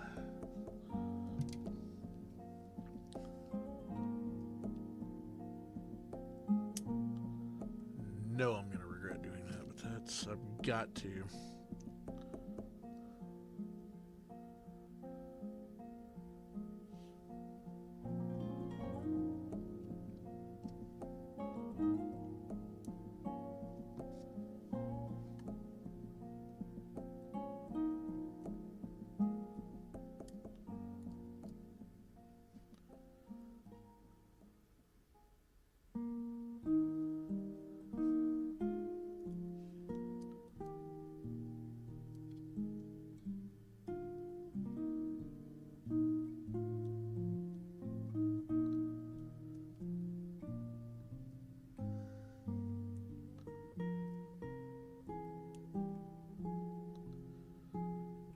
What a pain in the ass.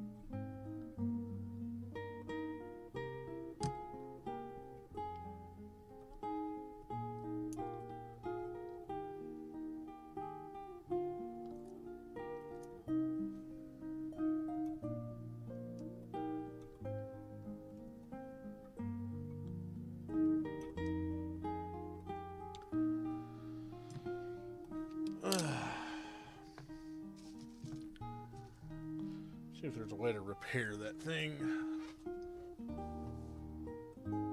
Oh, Wyvern, 3DS.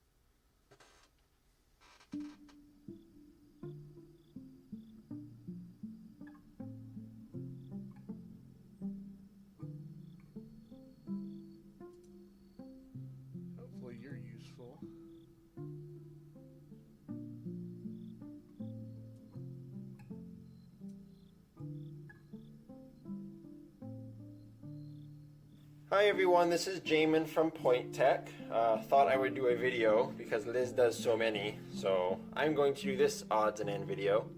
Oftentimes on these are cable clips. Liz does these a lot. See, they fold up and they fold down to hold in your ribbon cables. A lot of times on motherboards you'll break these during repairs. They're very, very fragile, they're easy to break. Or you'll buy a replacement motherboard and they won't have them. So in this video we're going to show you how to install a new one, but also as a side point, oftentimes you won't find these for sale. eBay, Amazon, you just won't find these. The option is to buy an as-is broken motherboard. A motherboard that doesn't have one, and I'll also show you how to take one and salvage one from a doesn't have any. So first thing you want to do, you want to open your cable clips, fold them up as if you were going to put the ribbon cable in. And then if you notice on each side, there are these little walls in your cradle. These walls hold your cable clip in. If you try to pull this cable clip out with a pair of pliers or with your fingers, you're going to break it. They're extremely fragile, which you know because that's probably why you're replacing it. So to salvage this, you're going to want to take out these walls. So take your small flathead, make sure not to touch your cable clip, break these walls right out. And again, you're doing this because you just purchased an as-is broken motherboard anyway, so don't worry about breaking it further, it's junk. So okay, so I've broken off my two little walls, those are junk. Now I have my cable clip, it's still there.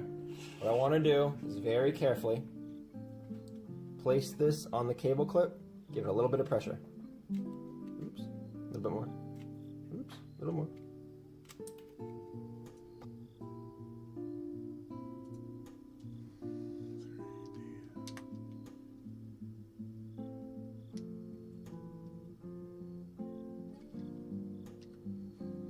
Okay, let's see.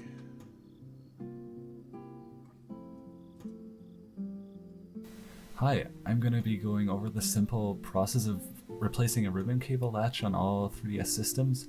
So this is just for the touch circle pad, backlight, microphone, 3D cables that look exactly like this one. If your connector looks different, check out my other video linked down below. So as you can see, my latch is still installed, so I just removed that real quick, and make sure your connector itself is still in good condition, so no bent pins or broken plastic. Hi, in this quick video I'll be showing you how to remove one of these latch connectors on pretty much any 3DS. This is a 3DS XL, and how to reattach it afterwards. Sorry for the bad video quality, but this is filmed through my microscope, and here's the connector. And what you need to do is right here, there's this metal part right there. Okay, And you need to bend that outwards to make the plastic part of the latch able to slide out. So I'm going to do that and show you what it looks like. Now you should be able to see right here and over here. The metal parts are bent over just a tiny bit without breaking the plastic. And now you can take the connector and pull it off downwards like this. So it needs to be in the open position, and then you can kind of just pull it out. So flip up the latch so it's in this direction, and then you can just pull it out because the retaining clips the metal parts on the side. I think I see how to do this now.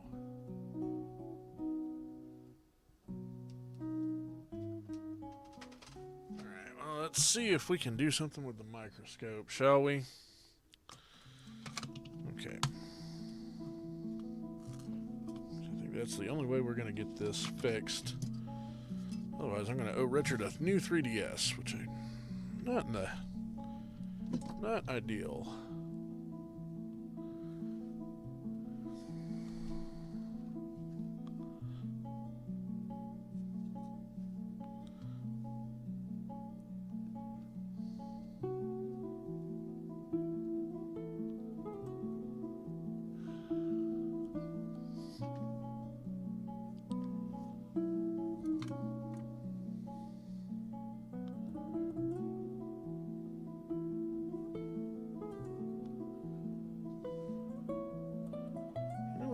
ahead and remove these.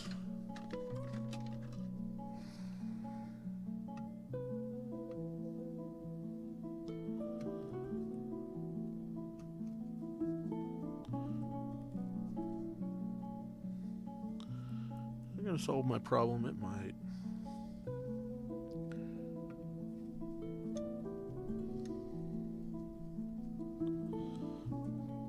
I really just need to rig a new microscope setup together, honestly.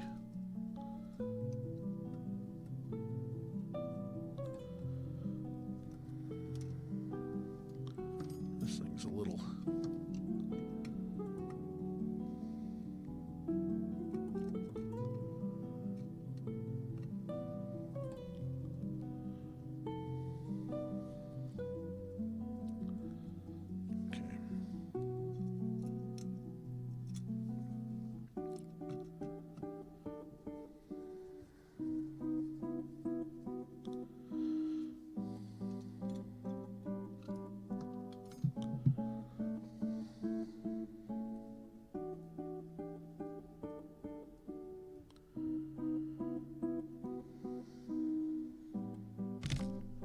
Oh, well, that's...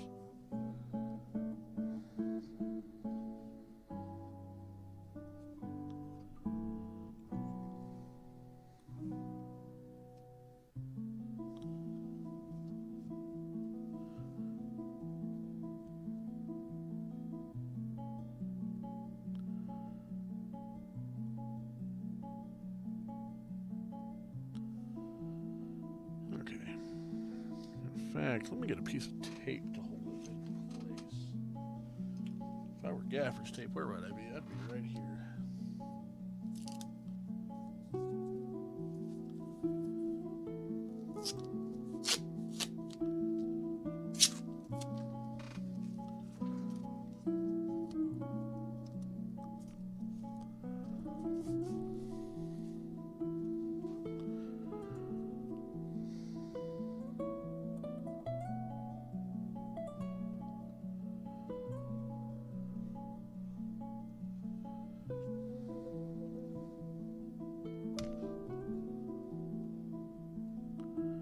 Okay, there we go.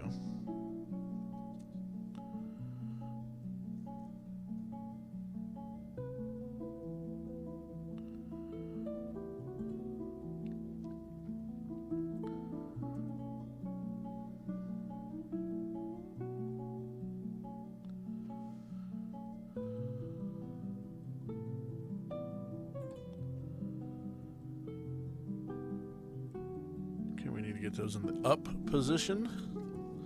You guys see that okay? I guess it's not the best image quality, is it?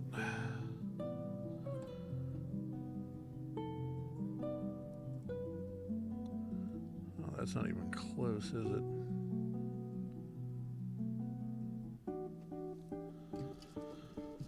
Can you do it?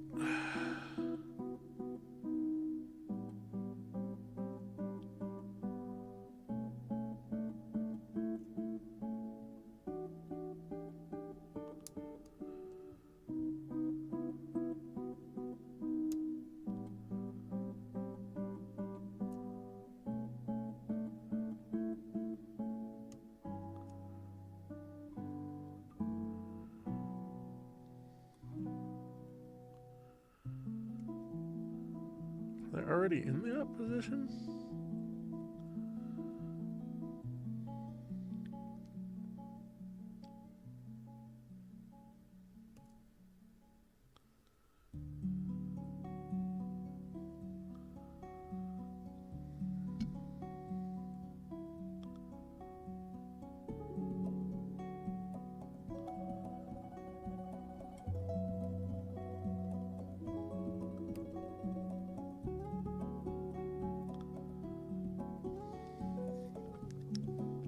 Watch the video again.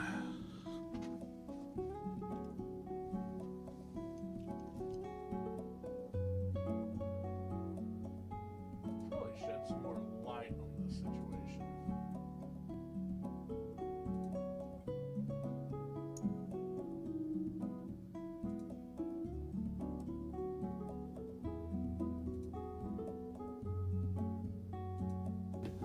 are removed.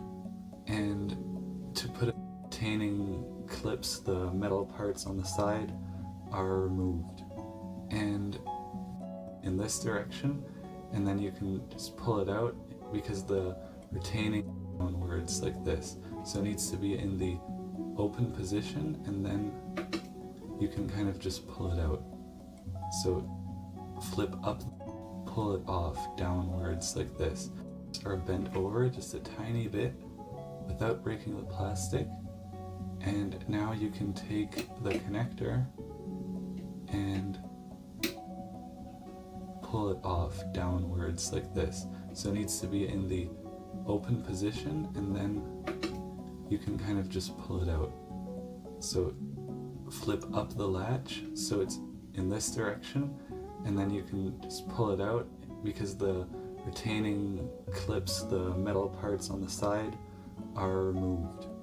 And to put it back in place, you just do the exact reverse of that. So you again take your plastic latch, and you need to thread it through these metal pins. It's not as hard as it sounds, so it's kind of hard to do this without looking through the microscope myself, but you should just be able to slide it on like that. And then what I like to do is kind of fold the latch down, and as you can see, it works. Okay.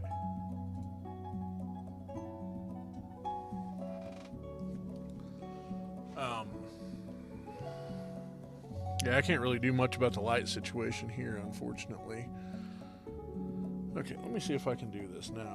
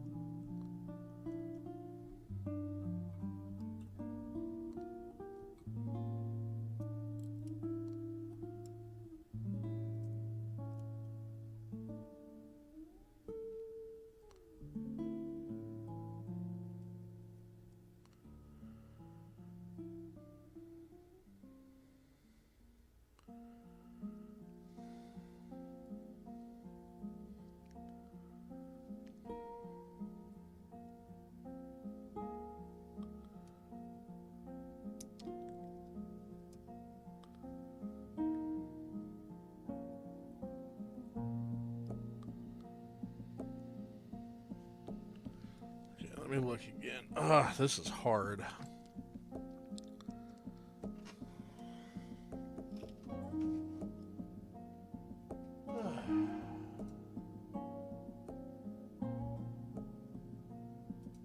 So now I'll just take my tweezers and grab these both ends right here and then bend them back into place. Bend them back, slide out. So I'm going to do that and show you what it looks like. Now you should be able to see right here and over here. The metal parts are bent over just a tiny bit without breaking the plastic. And now you can take the connector and pull it off downwards like this. So it needs to be in the open position, and then you can kind of just pull it out.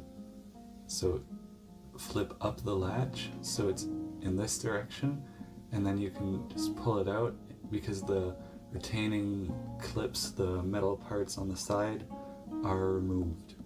And to put it back in place, you just do the exact reverse of that. So you again take your plastic latch and you need to thread it through these metal pins. It's not as hard as it sounds, so you just, it's kind of hard to do this without looking through the microscope myself, but you should just be able to slide it on like that. And then what I like to do is kind of fold the latch down, and as you can see, it works.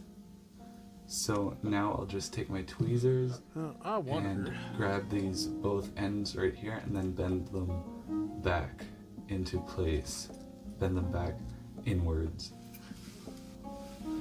And now you should be able to see right here that I've bent the metal parts back into place. And now you can just flip up and down the latch without it falling out or anything, so it's secured back into place. And yeah, that's something I've been doing for a while now, and it's super easy. I think it's a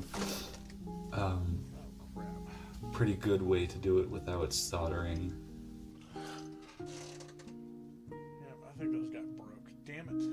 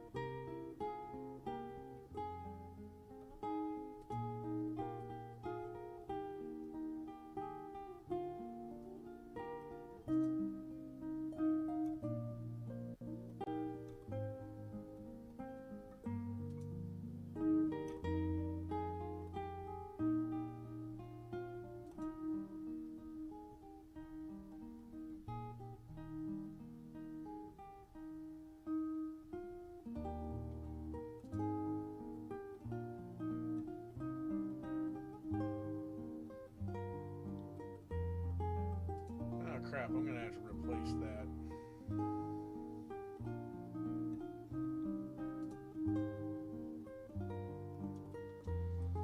Okay, well, let's see if I can at least get the bottom string to work. No, it's not gonna work without that.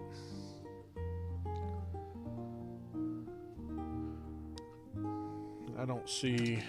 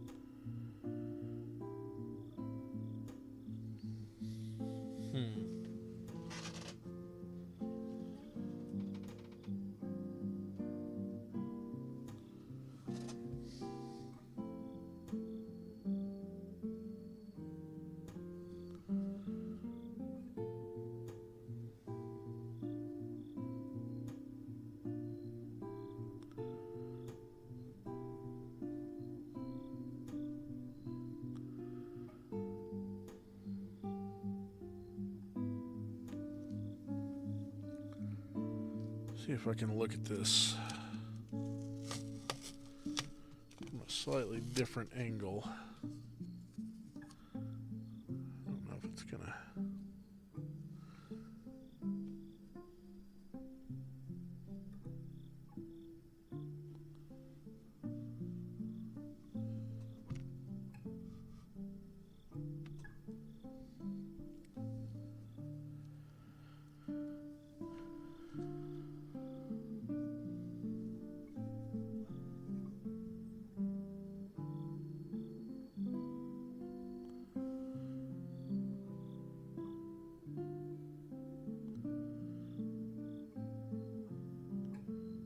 No, it looks like the tabs are still there.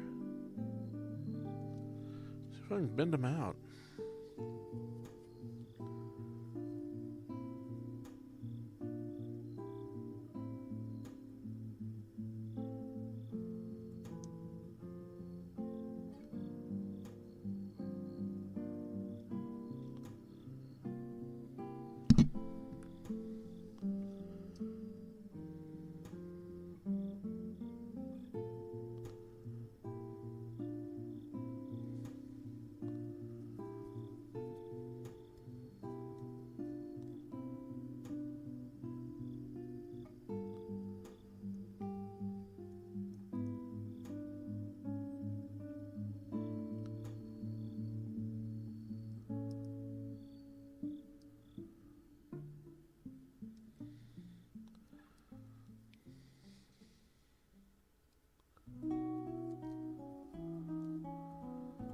Okay.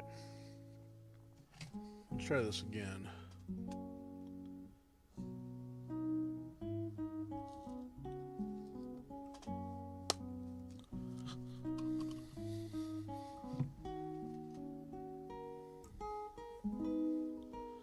Oh, sorry, Wyvern, I missed your... when you're under the microscope, it...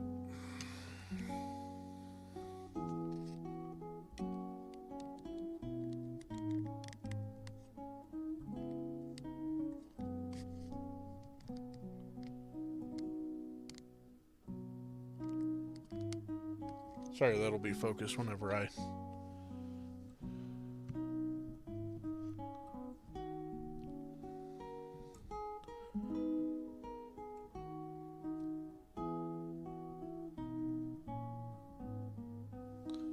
That should be better.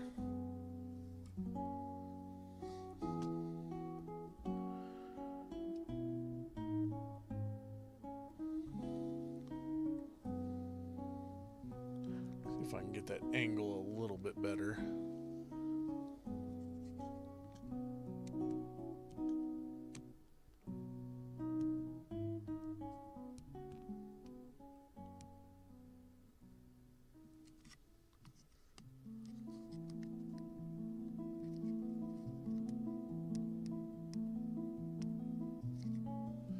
Okay.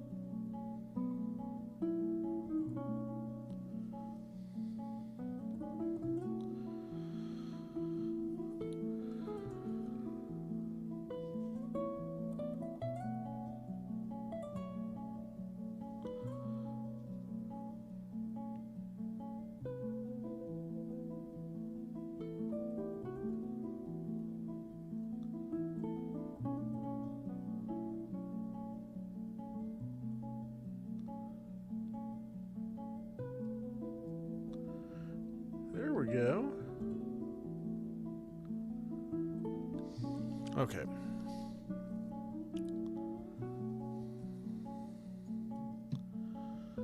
Let me fix my pick here. You know what? No, that'll be okay.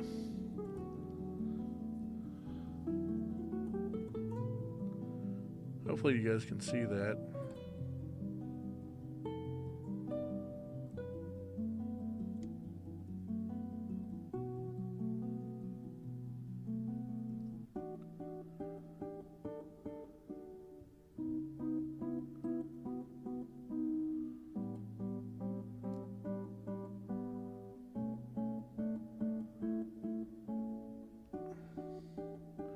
Oh, you dumbass.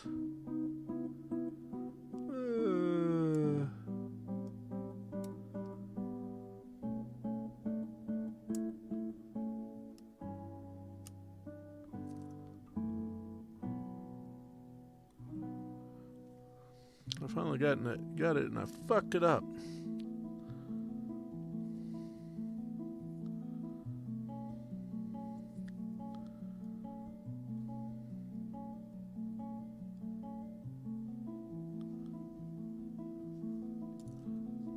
No.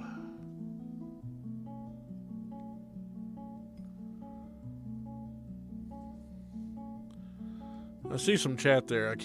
I have my glasses off, so I apologize. I know I'm missing it, but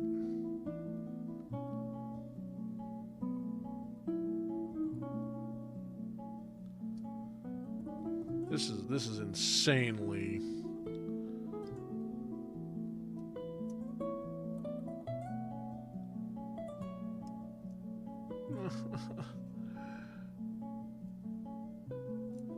quit fucking with me, man.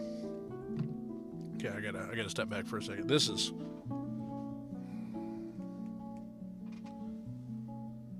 okay. J-Derg. Oh.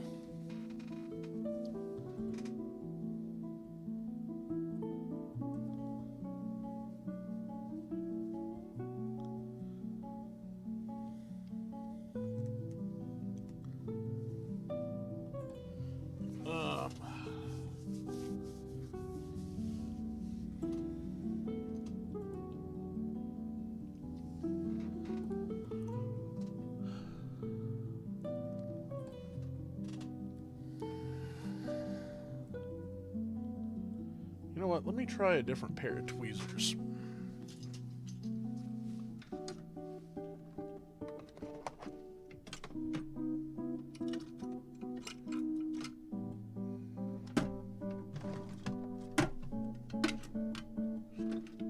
Pretty sure I had a different pair of tweezers somewhere.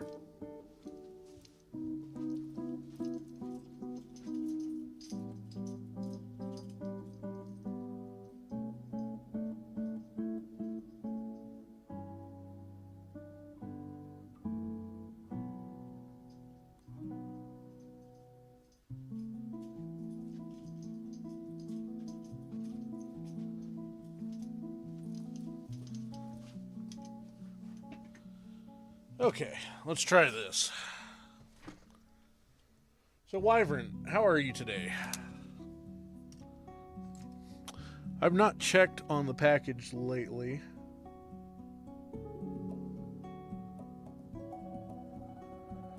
Okay.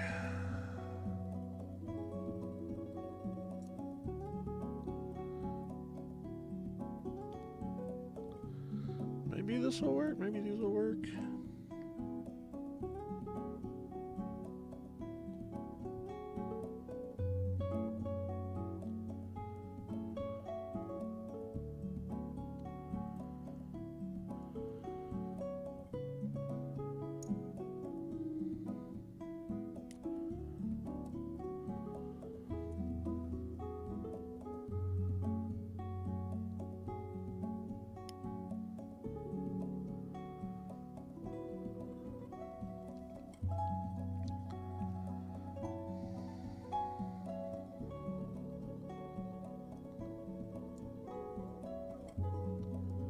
Come on, baby. There we go.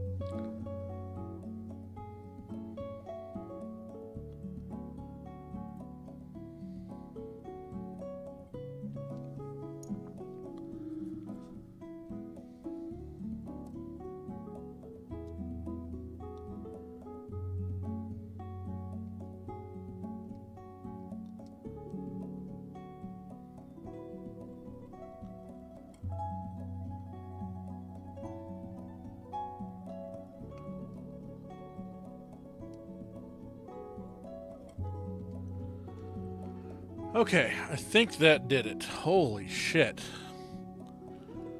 Okay.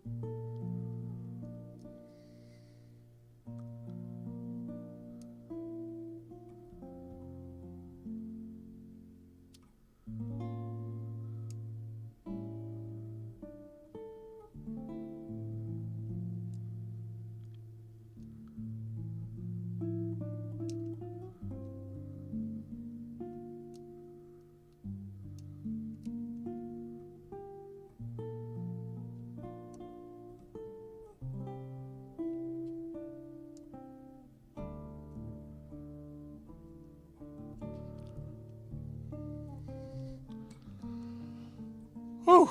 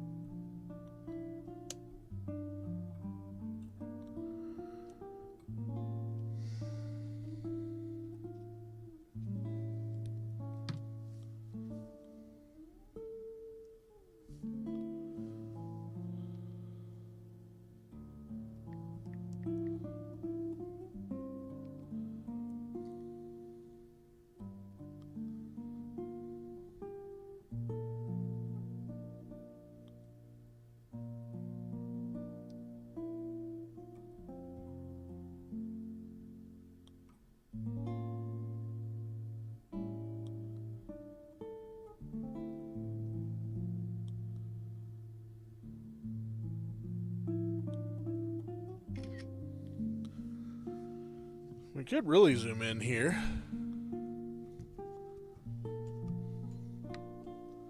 You guys want to see some crazy up close stuff.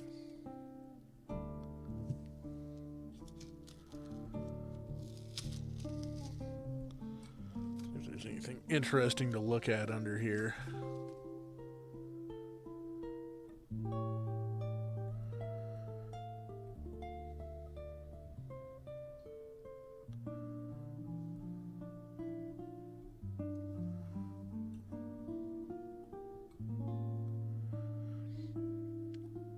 Those are diodes.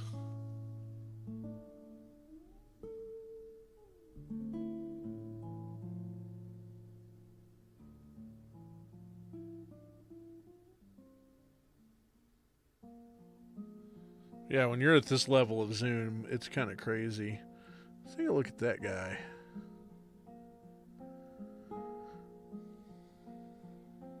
Probably some sort of buffer or something. But yeah, just to give you an idea of how small this is my screwdriver that I'm about to stick in frame.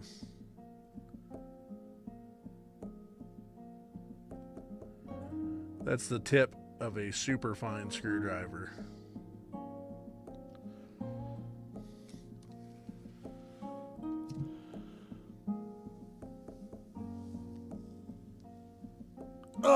Okay. Well, now we got that put back together.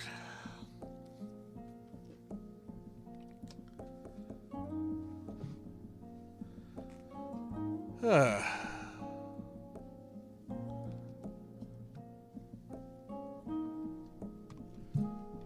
Wyvern, I have some things to show you, too. I forgot. I'm glad you're here. There's a jolly good set of circumstances that you are here. Okay, so I didn't take any of that apart.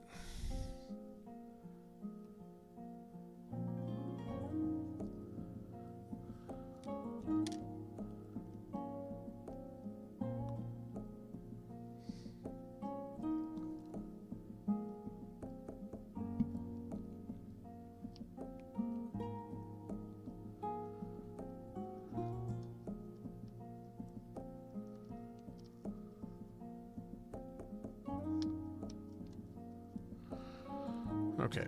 I might as well go ahead and put these screws in because I think that's good. I think we're gonna get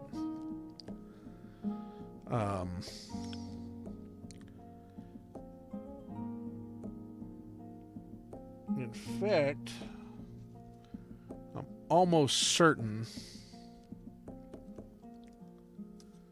Okay, where's my battery at?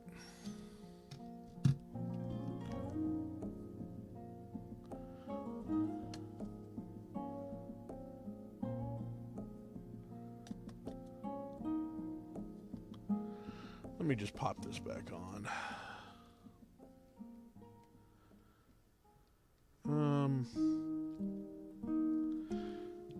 Yeah, because if this doesn't work, I'm done with this for tonight.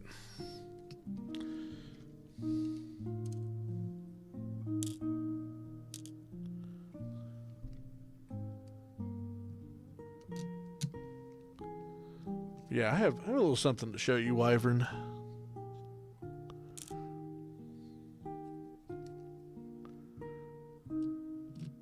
Are you hungry?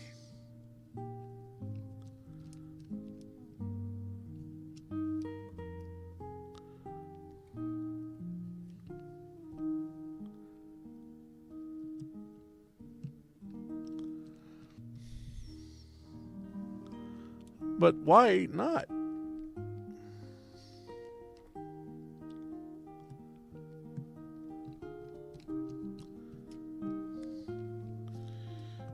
I mean, you could go for a bite, right?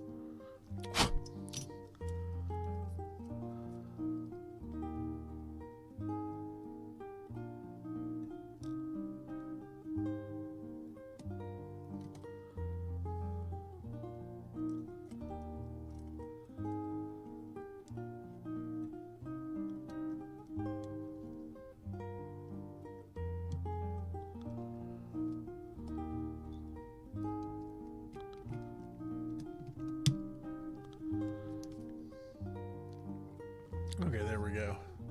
You sure? You couldn't go for a tasty snack.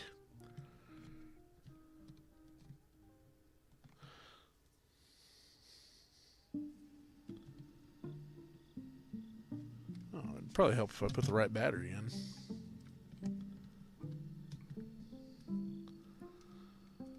Okay. Let's see now.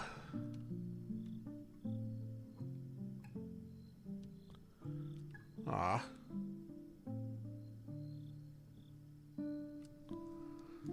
I saw the bottom screen flash. That's a good sign.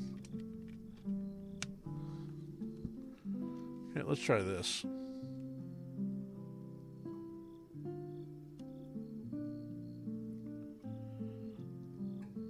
Aha! Look at that.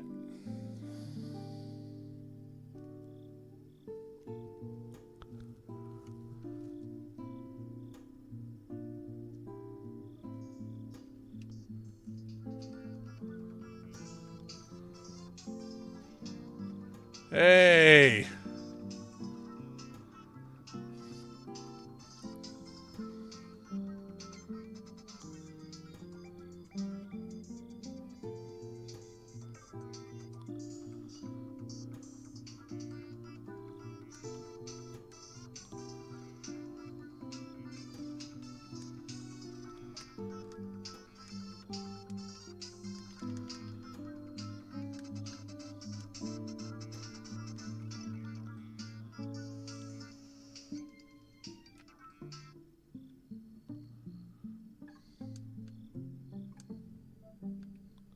Oh, okay, that's probably just being funky because... Alright, the button seemed to work.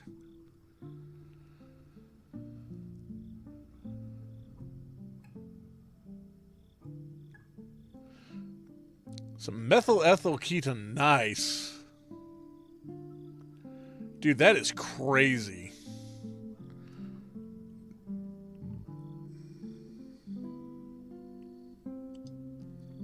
And the touchscreen works. Okay, cool.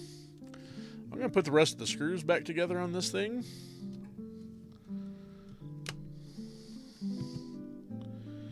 And give this to my buddy / my boss.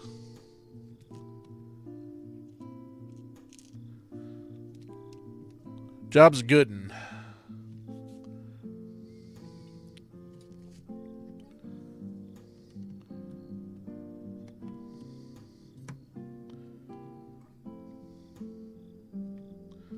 Okay, so that's that one, I believe. And then it's 1, 2, 3, 4.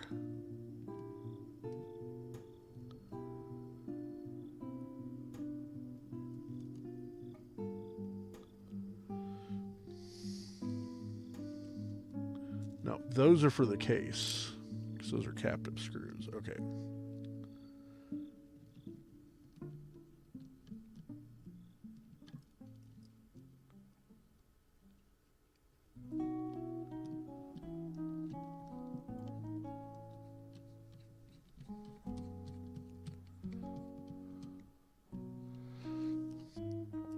So it's funny, I kind of got my the guy I'm building or putting this back together for. This was just a USB-C mod, but I kind of got him the job there, and he ended up being my boss, which I'm perfectly fine with.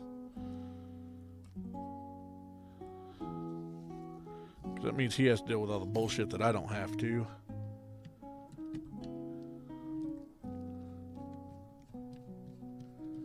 Nintendo Virtual Boy hardware. Yeah, I'm familiar with it, J Dirk. I've actually done some of that on stream. I don't know if you were watching me. That was back when I used to do model painting stuff, and we do the same thing with acetone for making basically goop.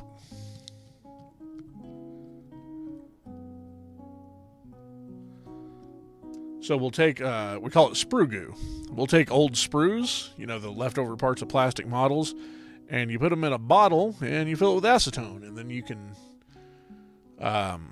take that and like use a stainless steel roller stamp to like make basically cheap plastic art with different patterns and stuff on it.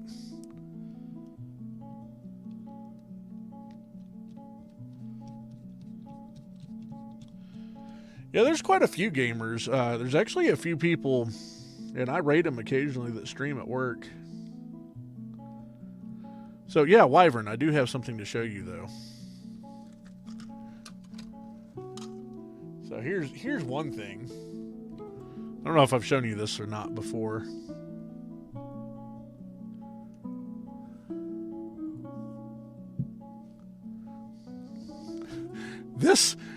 This, my friend, is what we call the dildo of consequences. But yeah, I have. I'm very well aware of what MEK is, and actually, I have some here at the shop.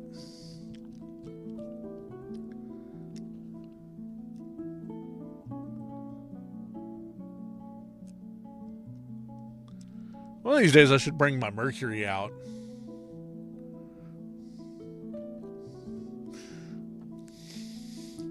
The dildo of consequences rarely arrives lubed.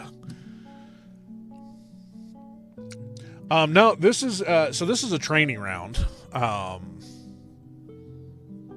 kind of built this one because I had the shell and I bought the bullet.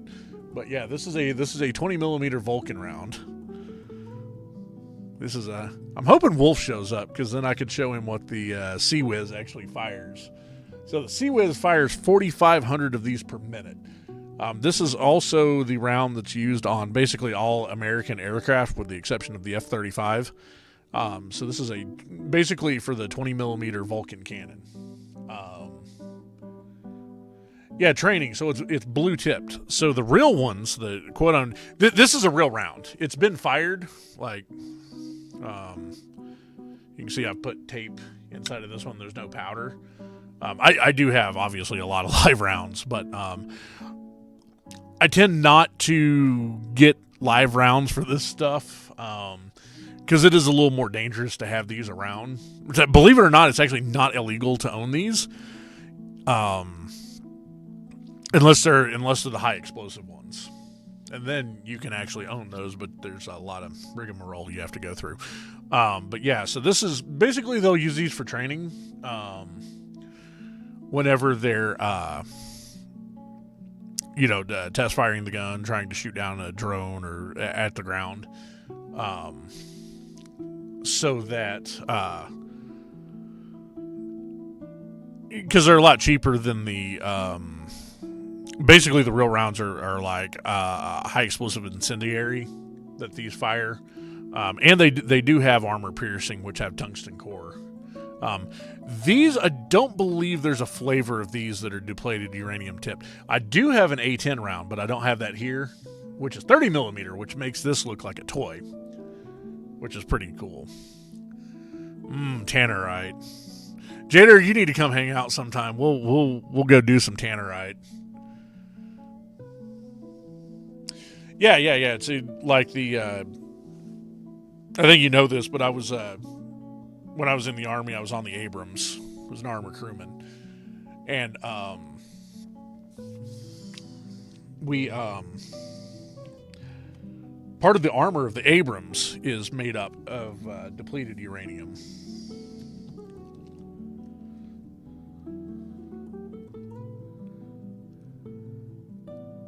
Yeah, I have a really good video. I'm pretty sure I sent it to Agent Wyvern, the X pumpkin, where we put about 4 pounds of tannerite in it.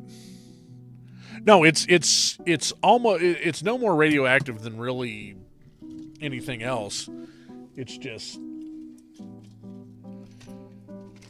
kind of it's only really bad for you if it gets inside of your inside of you.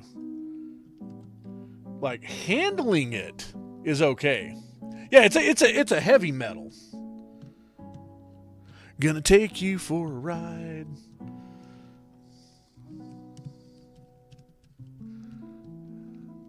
What you have DU? Okay, I don't actually. That's one thing I don't. Do I have any DU? All right, J-Derg, you have something that I don't have. You have depleted uranium. I'm a little jealous.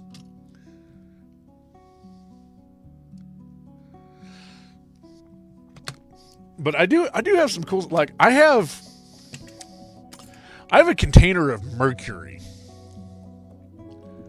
that I might actually bring up here and we'll play with one time on stream.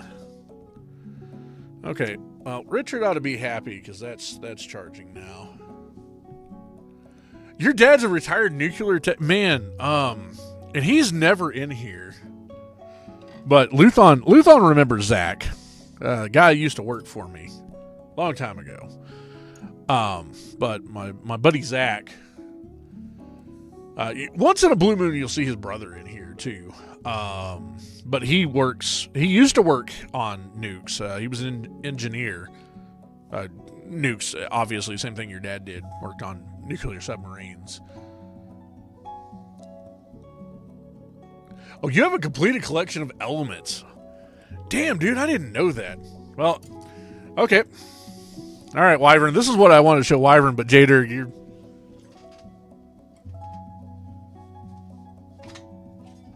I bet you don't have one of these.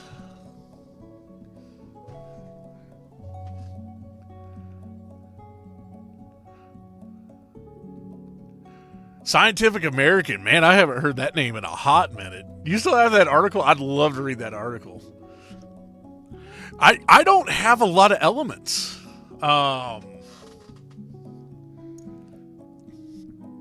It is a missile fin. Does anybody know which missile it's from?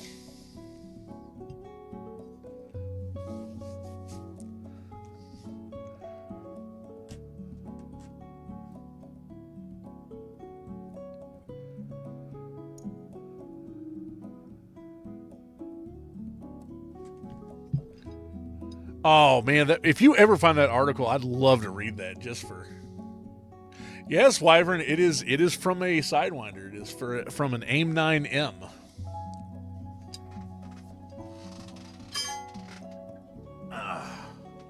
But wait, there's more. And it's really hard to get this on camera. I have the whole rear wing assembly from it too. This is not demilled. This is not fake. This is off of a real AIM-9M Sidewinder. Complete with a real roller-on. These are super cool. This is actually what keeps the missile stable along the roll axis. So let me move my can of deoxit here and show you guys how this works. Okay, so obviously this thing is pretty big, right? So this is the part that bolts to the body of the missile.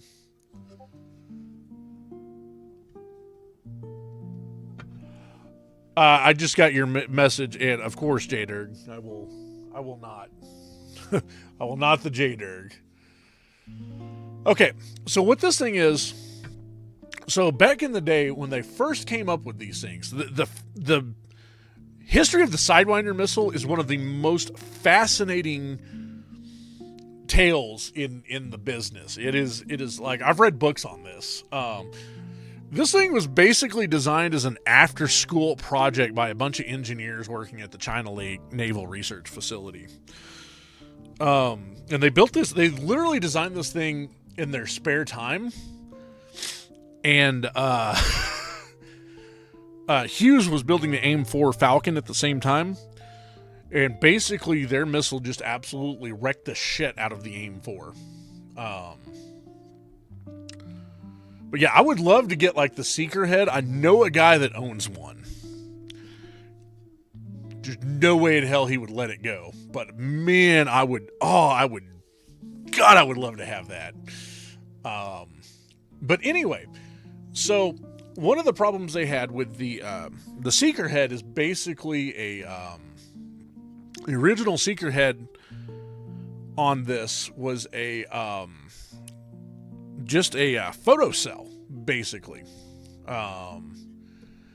And what it did is it was cooled with liquid nitrogen so that it would detect things in the heat range, the infrared range.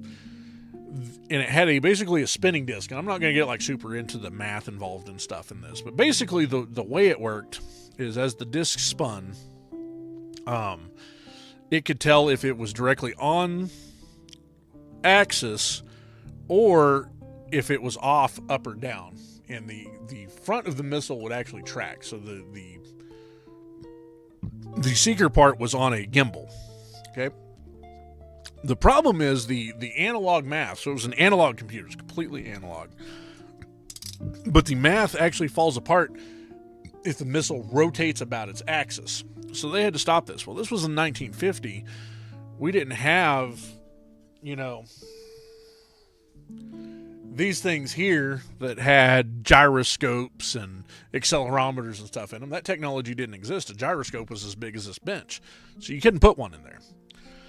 So instead of, and also the way the guidance system worked, it does not induce roll. It cannot control roll. It only does pitch and yaw. So what they did is they came up with this completely mechanical solution. So this is called a roller-on. And what happens here is, see how it's got these grooves? As the aircraft flies, it spins this. And it's really cool. Like, I've spun this up with an air compressor before. And these spin really fast. And this has some bulk to it. So it's a fairly heavy wheel. So as this is spinning, it basically acts as a gyroscope. So if you guys remember back to your physics class in high school where the professor got a bike wheel out and you spun it really fast, and if you moved it, it tried to resist the movement.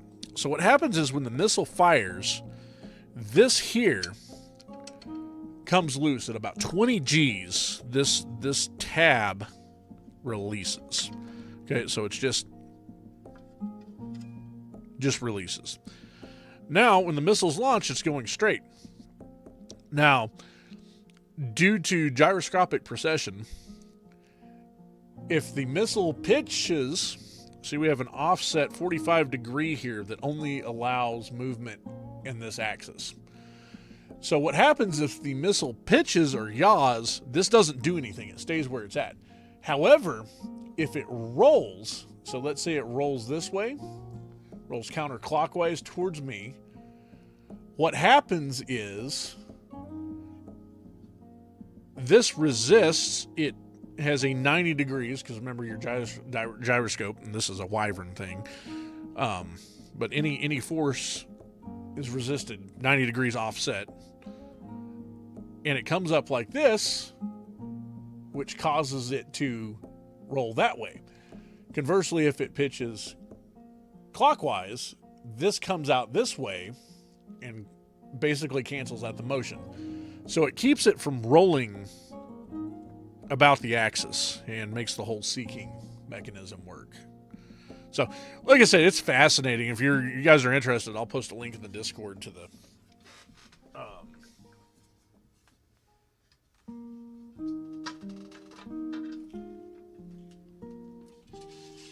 thing. Now, speaking of aircraft parts, and I need to bend this back, check this out.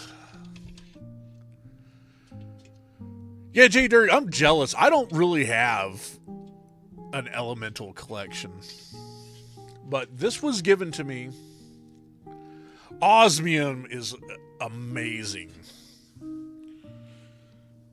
That's one I want. There's like 3 or 4 that I would love to get my hands on, but they're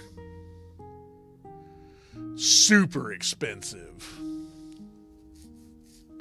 Yeah, I can. $1,600 for a 10 milligram foil. Holy shit, dude. I'm not even familiar with that element. What's it used for? So, by the way, this is a radar out of an aircraft. So, I believe this is a weather radar. Is what my former professor told me. He gave me this last week. I'm going to try to bend this dish back in shape, and we're going to clean it up. But you can kind of see the mechanism here. And, yeah, check it out. RCA. Let me see if I can zoom in there.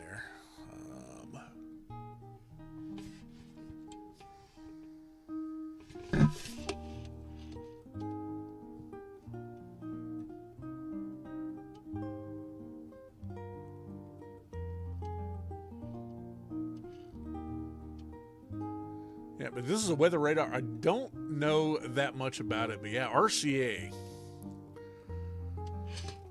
Oh, sorry, J. Derek. I'm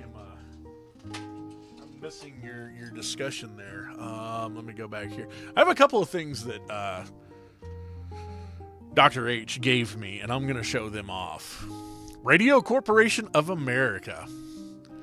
So, let me see if I can even pronounce this, because I'm not a chemistry person. I took chemistry once, so. Technetium? Technetium? I probably butchered that, but one of 2 elements with low atomic numbers with no stable technetium. Okay, technetium. What's the other one that doesn't have a stable isotope? It's used in medical imaging. Is it like something you inject into a person, or is it used on the like in the equipment? Promethium. What's its number? And does it want to go out on a date?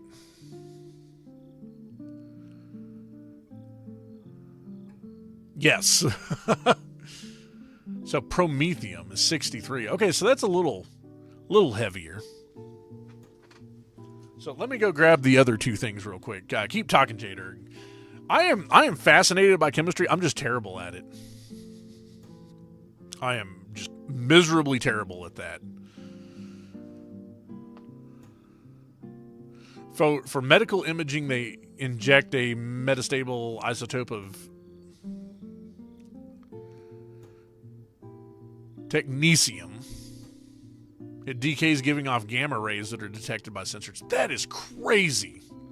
What do you do that for? Does that like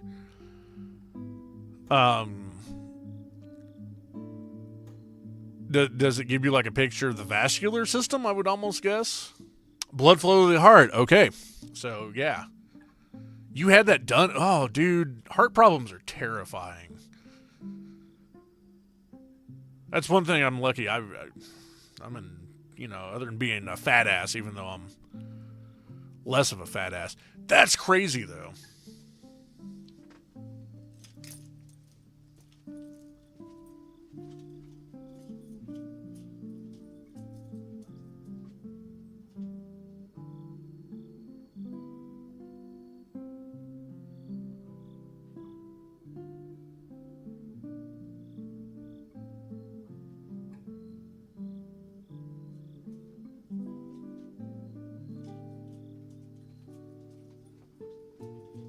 And this will probably never work again.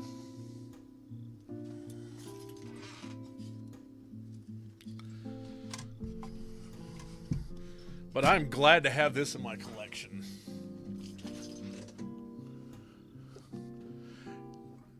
So,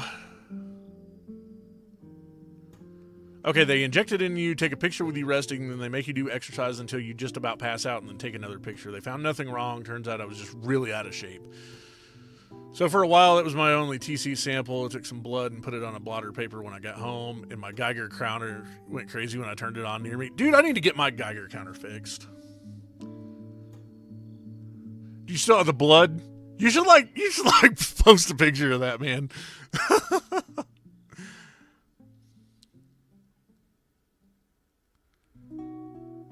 Wound up getting a job in the nuclear industry. Awesome. I'm not smart enough for that. So, this is something Dr. H gave me. I actually had lunch with him today. He gave me this last week, and it's really hard to see, but maybe it's a little bit more apparent what it is on this side.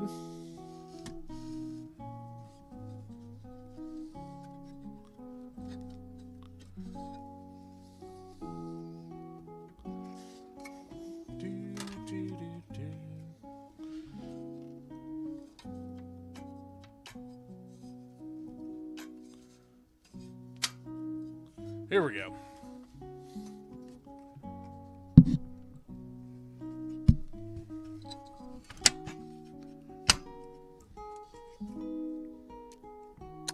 This is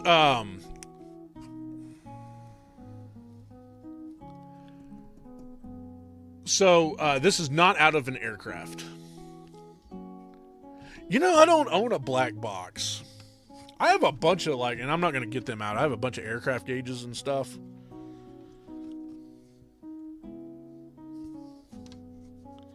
But yeah, like I said, I'm certain this doesn't work, although we could probably fix it. Yeah, black boxes are bright orange, yeah. But anybody know what this is?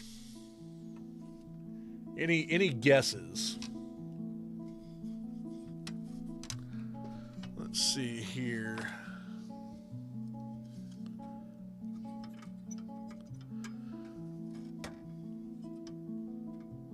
I believe it's actually missing a part here. I think. Nope, it's there.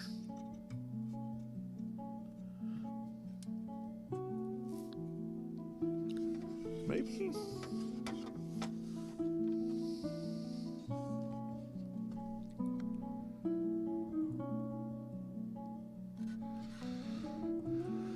Dr. H did not create that.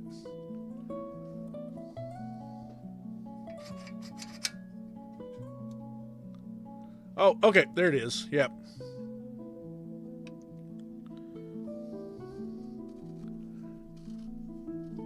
Okay, let me see if I can...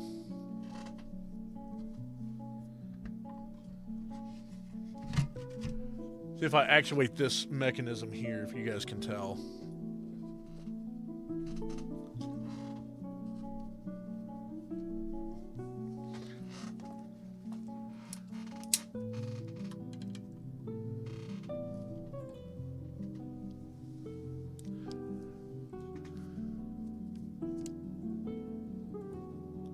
switch to this view here.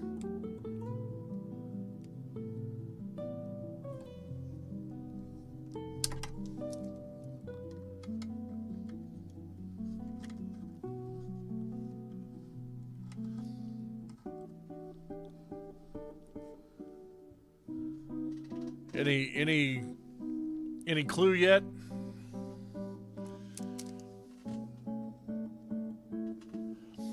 This is something none of you may have seen before. This would be something Obsolete Currency might know what it is. I doubt anybody in chat is old enough. This is actually older than me. So I am moving a stepper motor to create this motion.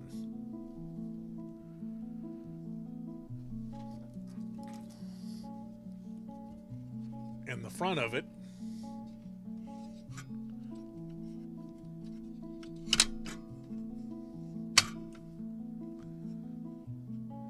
there's a slot on the front.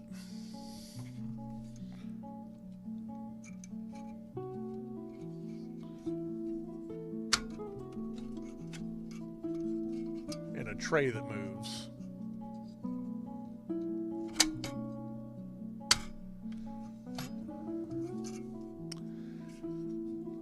And you guys are probably familiar with a variation of it, but you've probably never seen this before.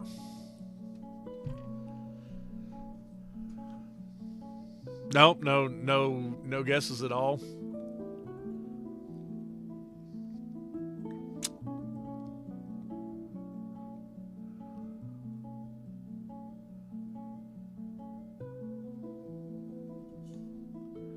Problem is, if I give any more hints, I think I'll give it away. Oh, wait. J-Dirt got it. Sorry. Yeah, this is an 8-inch. This is an 8-inch floppy drive.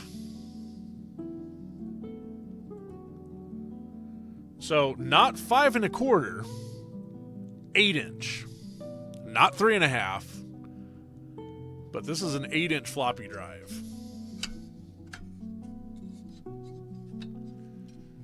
So, and you can see all of the electronics here.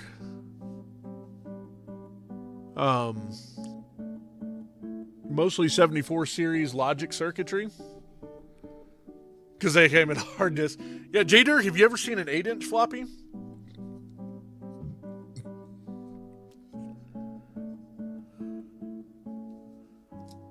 Okay, oh man, okay.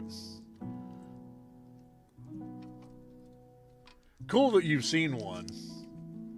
But yeah, they're like fucking record. I have one. I don't have it here, but I actually have a floppy disk for this thing. But yeah, this is 74 series logic. Like we can kind of zoom in here and see some of these. So you can probably look those part numbers up.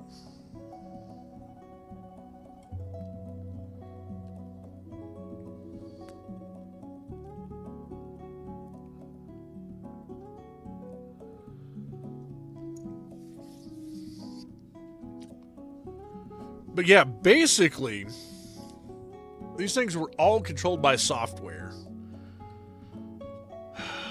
So you've got over here these guys. These are transistors.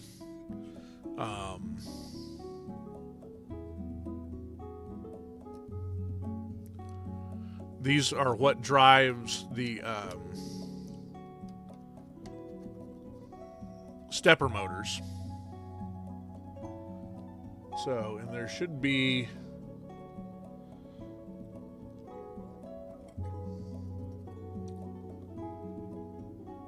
one more set.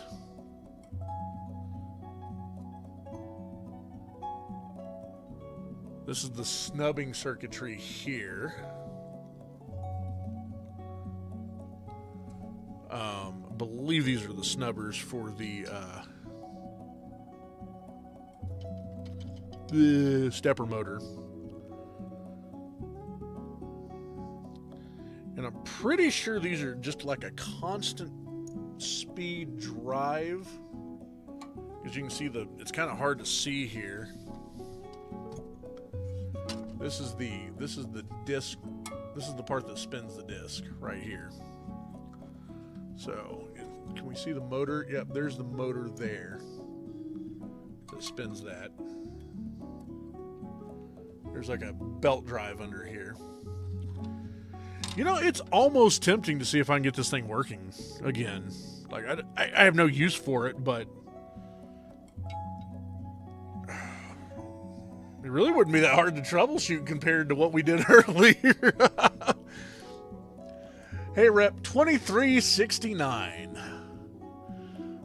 I love the fact that you know the date code off the top of your head. Yeah, last week of 79. But yeah, these are dumb. This is way before the days of integrated drive electronics, so you would actually have an ISA card in your computer that would drive this thing.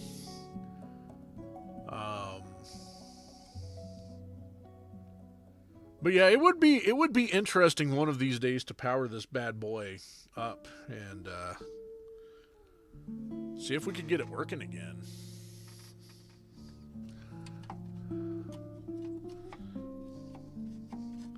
Had to find some screws for it to put it back together, but anyway, I'm very fascinated by this old tech. These are probably the power wires for it, and then that's the connector that goes to your drive controller.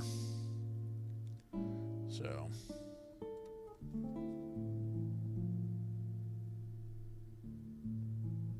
on the transistors. Okay, I thought you were talking about I was talking about the ICs. And I've got one other thing to show y'all before I call it a night. That the Dr. H gave me. And we're gonna play with it. Ugh. I do too, and this one hits a soft spot in my heart because my first computer was a Tandy TRS 80, and obsolete. I don't know if you're still around or not, but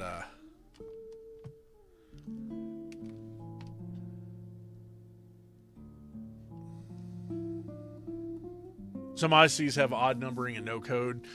Yeah, I assume those are probably some sort of shift register IC, if I would guess. But yeah, Dr. H gave me this, and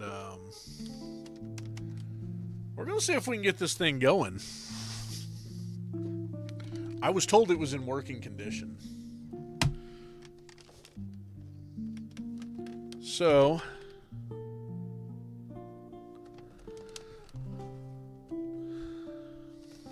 $6-volt center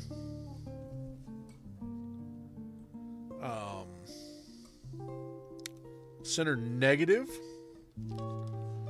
Let me see if I can come up with that here.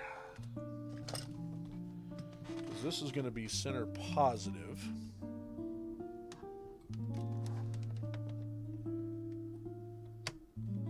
Okay.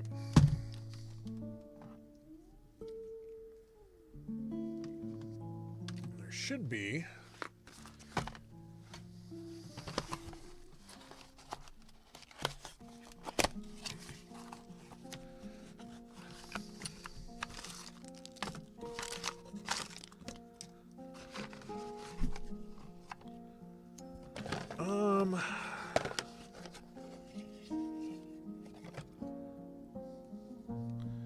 will this fit? Okay, so I think we're going to do it this way here. Because I don't think my kit... This is the one thing I don't like about...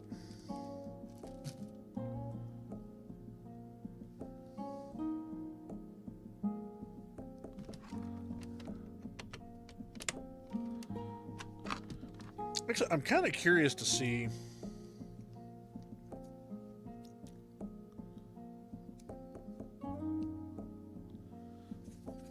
I don't think that does.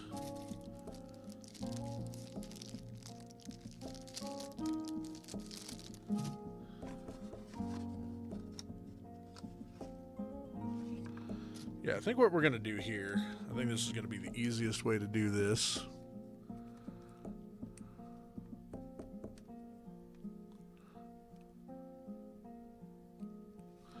And I'm going to look up the power supply for this thing real quick. Make sure we're not doing something dumb. So, Rep, what do you work on? If you don't mind, don't be afraid to say no. I'm just curious.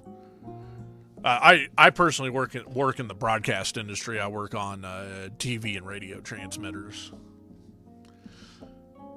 I don't do a lot of component level repair. Pin setters, okay.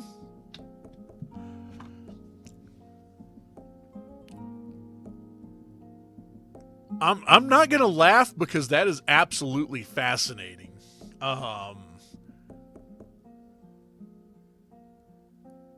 Those are one of those machines that just. Yeah. That is like the epitome of electromechanical. Yeah, I've watched some videos on those things, and my God, are they fascinating. Yeah, I would love to like go behind the scenes and see the backside of those one of those in person.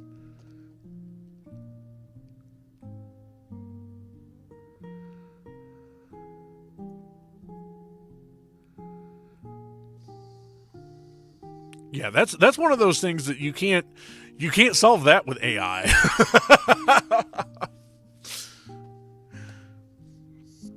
It's kind of funny. Dr. H was the one who got me to get my ham radio license and basically introduced me to the world of RF. And that's how I got into doing. So I got my ham radio license, and then I took more and more of his courses, and started hanging out with him, and that's kind of how I got the job I have. And I just hit a decade. I've been working at my current job for 10 fucking years. Before this, I'd never had a job longer than like 3 years. I get bored.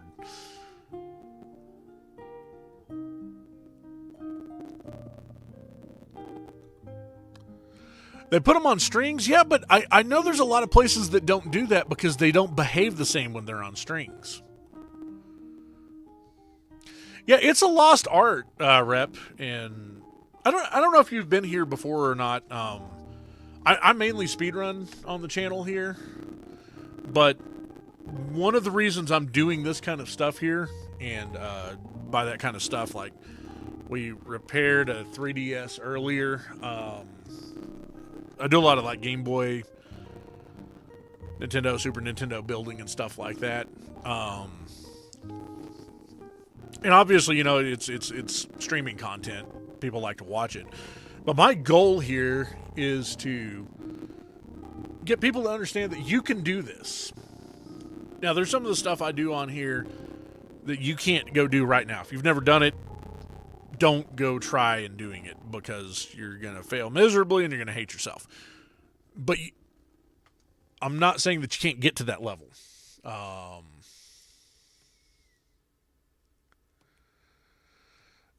And I want to encourage everybody, including Agent Wyvern, you can do this stuff. See, exactly, like CRTs, yeah. And one of these days we'll do some CRT streams. Like I said, I work in the broadcast industry before we removed my last transmitter, my last tube transmitter. It was 35 kilovolts at about 5 amps. It was a, you may or may not know what this is. It's an IoT. I actually have the tube out of one. Let me go grab that real quick. I'll only be able to show part of it.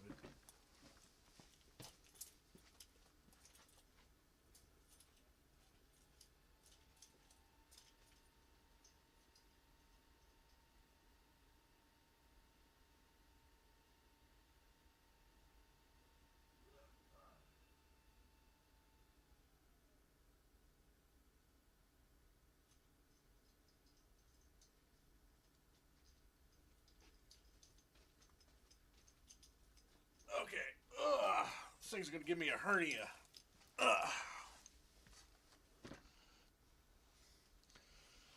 So I want you guys to see some of the things I used to work on. Everything I've got now is solid state. So this is the business end of a 30 kilowatt inductive output tube. This thing's like 80 pounds. So this is a vacuum tube.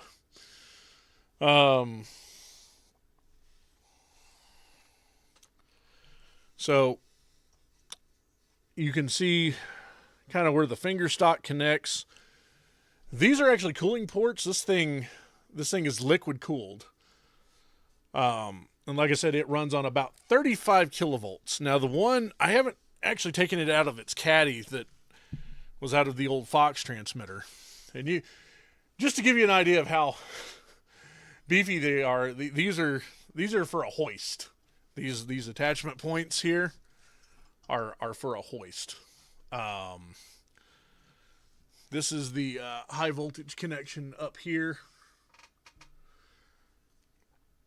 So, but yeah, this thing ran 35 kilovolts.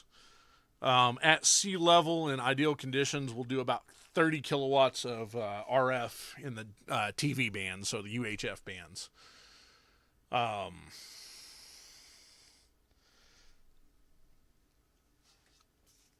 This thing is, sorry, I'm trying to flip it around so you guys can see it.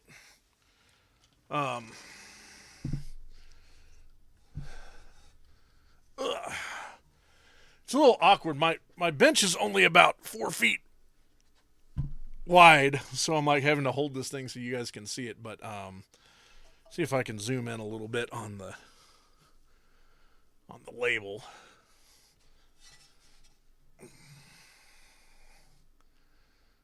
Yep, all sorts of fun things. They are slightly radioactive. But yeah, this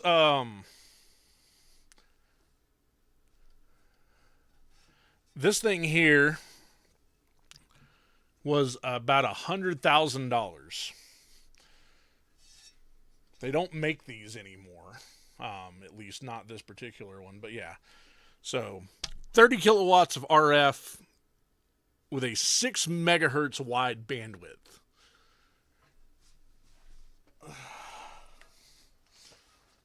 Okay, I'm gonna go put this back.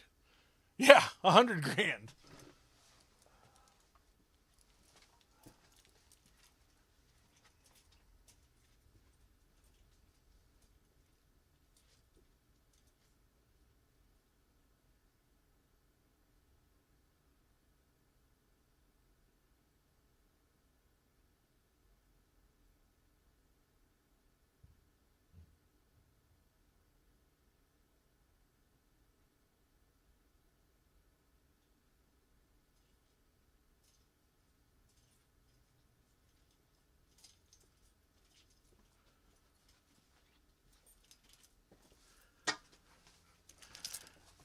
Yeah, so it was very important that I don't fuck things up at my job. Looks like we've lost the music.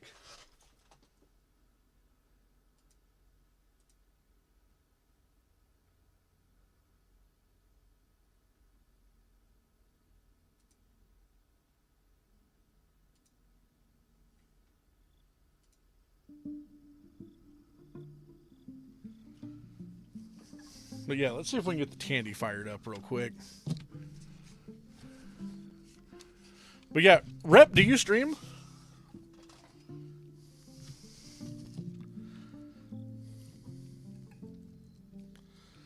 If you like speedruns, Agent Wyvern and J-Dirk are the people to follow, by the way. Yeah, that expensive and that dangerous. Because if you touch the wrong thing when you're working on it, they would be cleaning you up with a mop.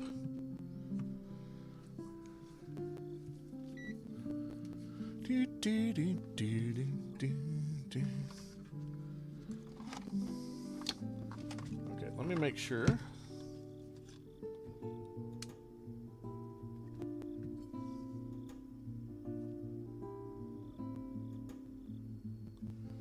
Six volts, and it needs to be center negative. So this should give me. Okay.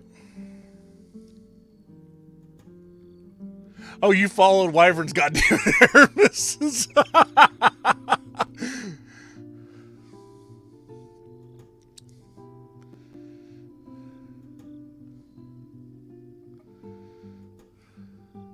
Okay, cool. So that is correct. If we've wired it. So my next speed run. Hey man, I got to show y'all love. So this is a Tandy 200.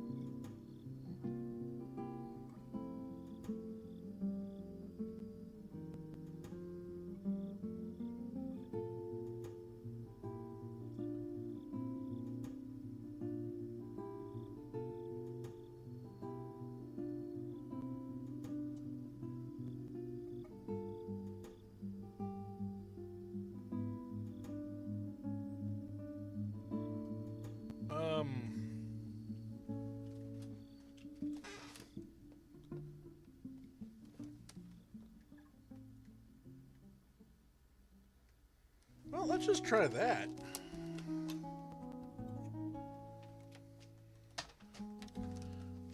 Let me get back. Sorry, I'm sure I missed some chat there.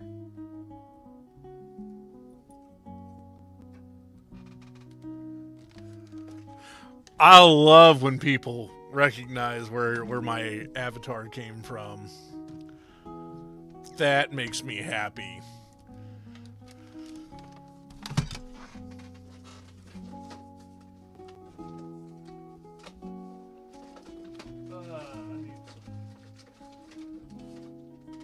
Need some double A's.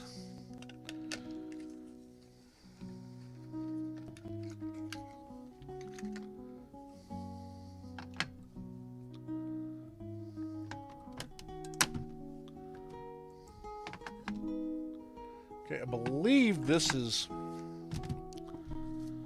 the memory battery here, and this is probably like a. Oh, okay. So that actually uses that. Okay. I need some RAM chips for this, boys. Math man, math man, math man. Okay, theoretically this thing should fire up. If not, I believe.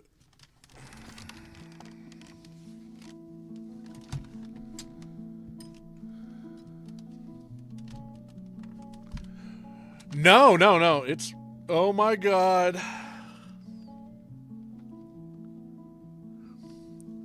Is there a contrast control?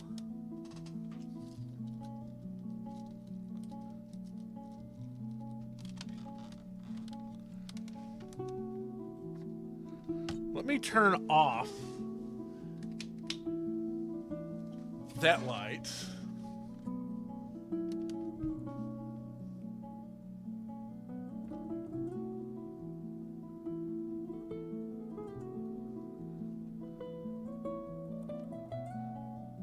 That's still not great.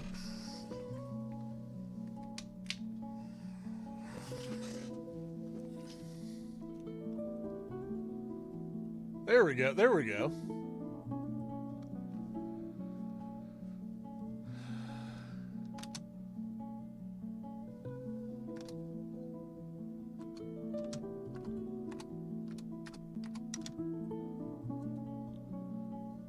Oh.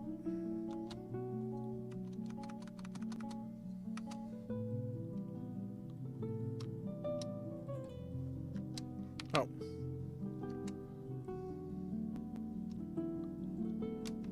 Okay, we'll reset.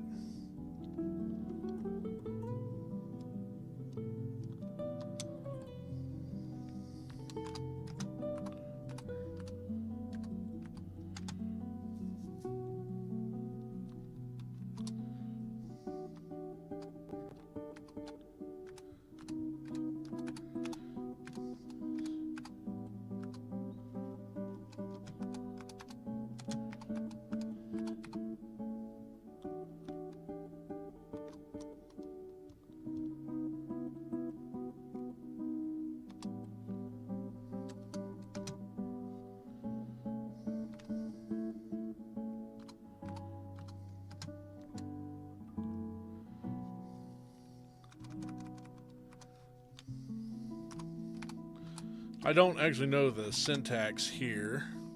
I think this is it.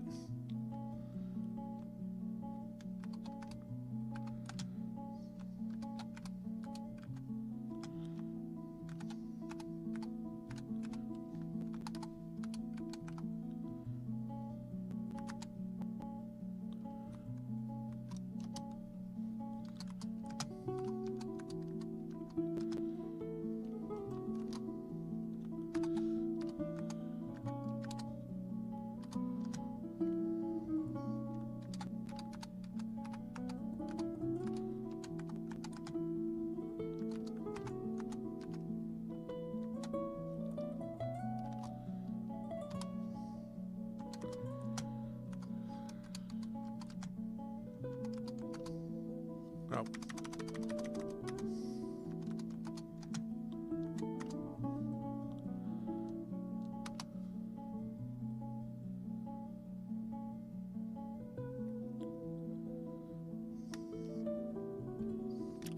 Does anybody know?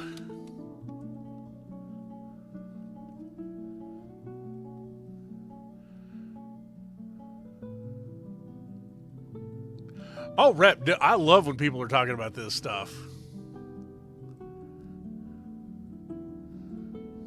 Do you know how to execute this?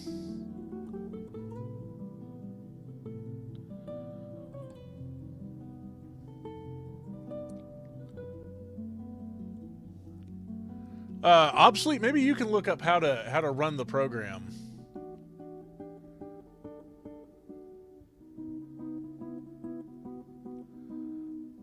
Oh, post your YouTube in here.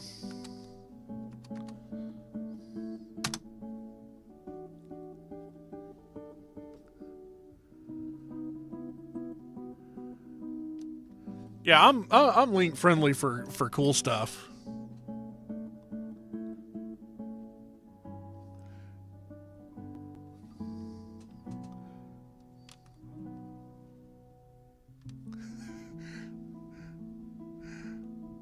Oh man, this brings back memories.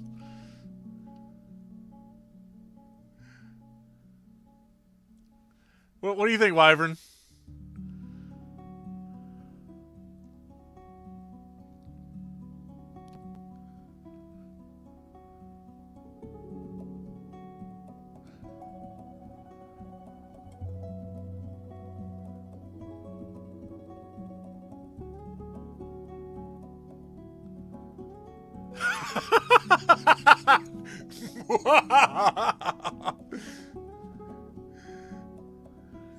And see, we can,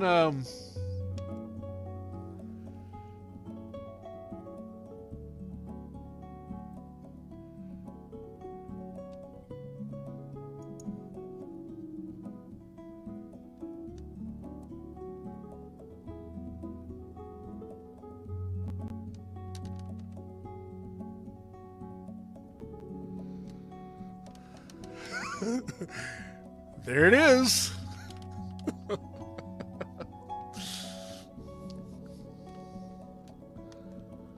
See, I believe there's a reset button somewhere too.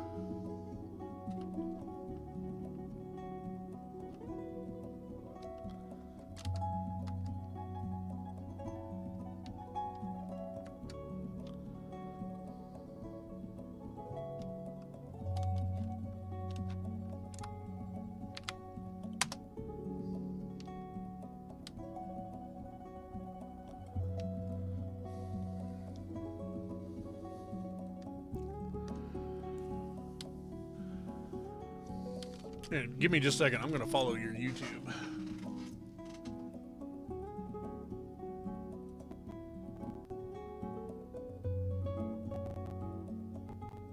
Holy shit, it's midnight.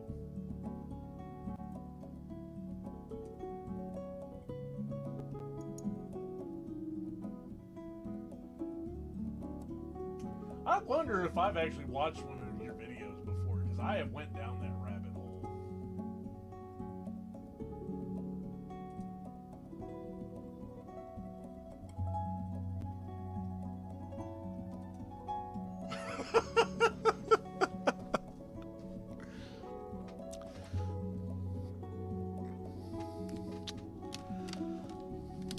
It's a shame Wolf's not here. I think he would appreciate this.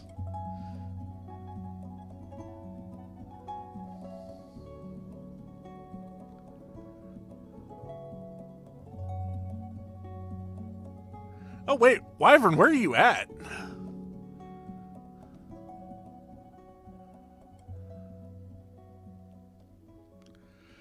I don't. And the sad thing is, I don't remember any other commands in BASIC.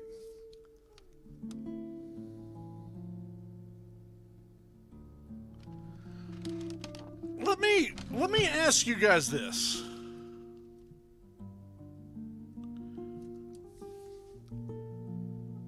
Would you be interested if we did a stream on this thing?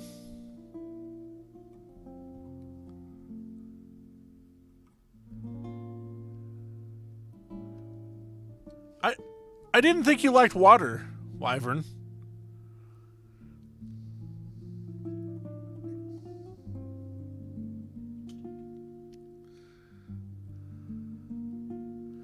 Like, I think it would be cool to, like, do a stream where we program something on this thing.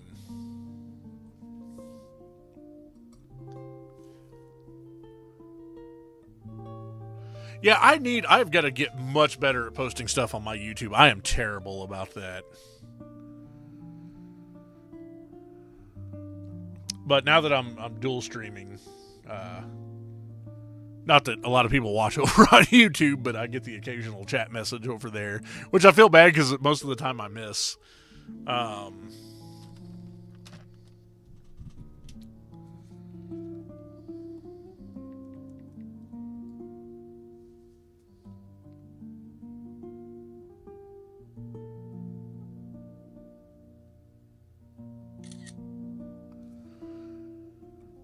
I could probably rig up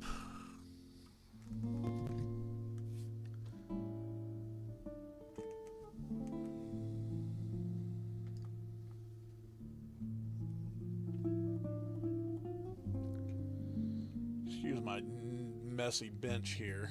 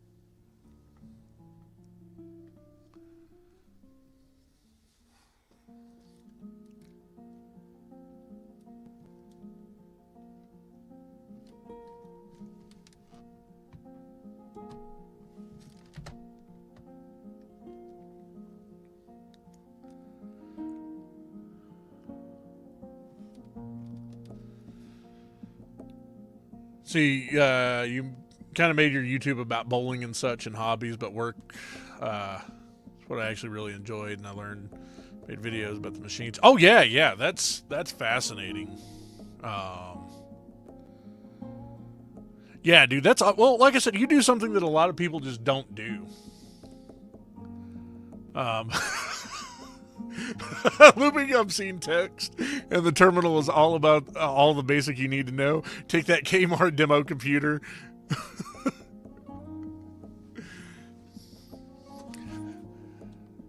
Okay, I know y'all can't really see this that well. Let me...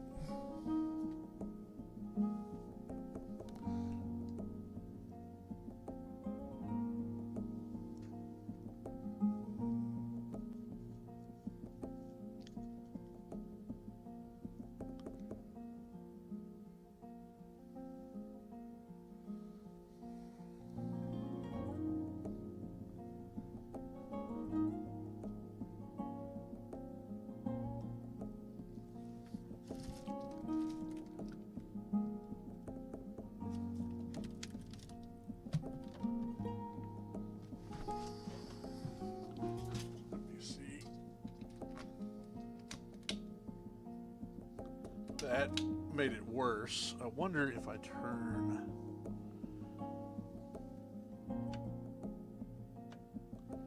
That's a little better. Ah, there we go. Okay. You're still going to see my ugly mug, but...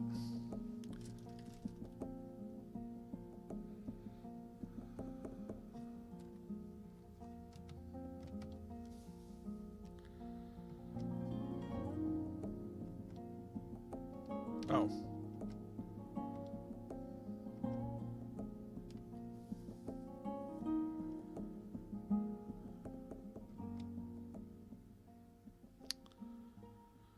Um...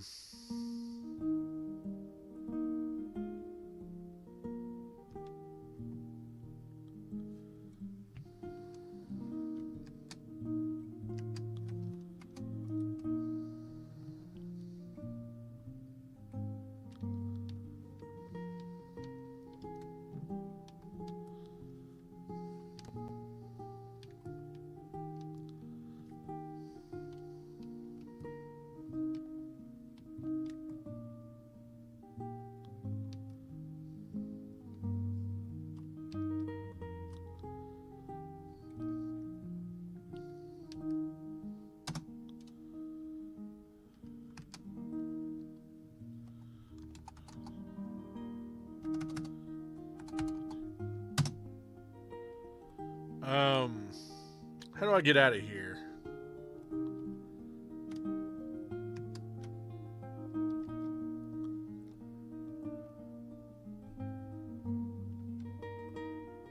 Ah, there we go.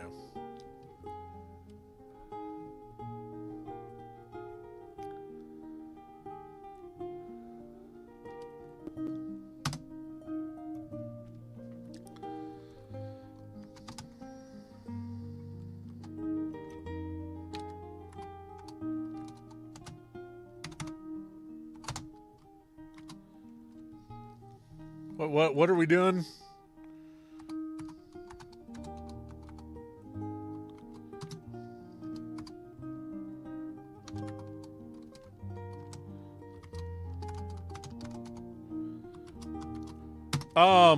Obsolete. Can you look up for me real quick? What is the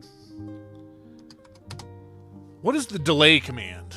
Like the wait?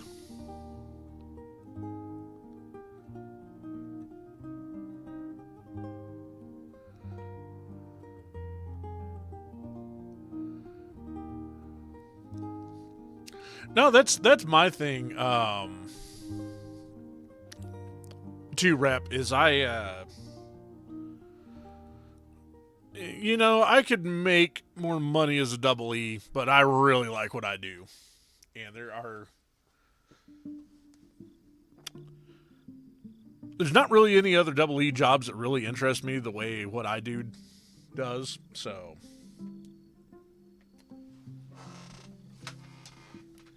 I don't think there's a manual in here. No, I don't have a manual for it. But yeah, what's the obsolete? Do you know what the wait, what syntax for wait is on this, or like a delay?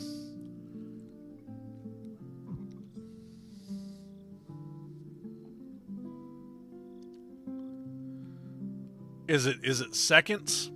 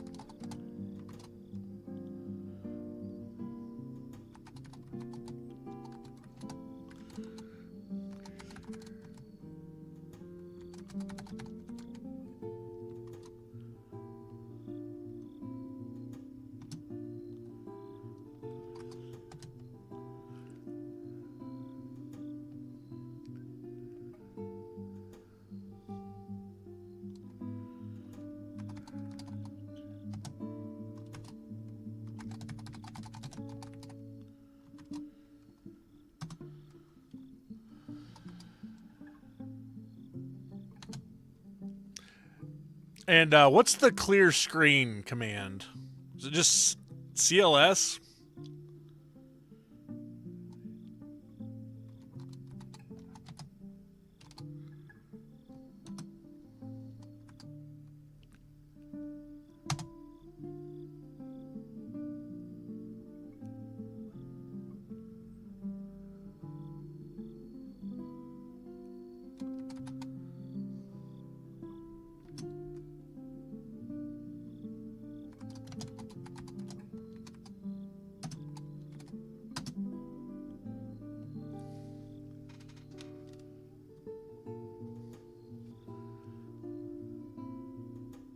Okay, the delay syntax is bad.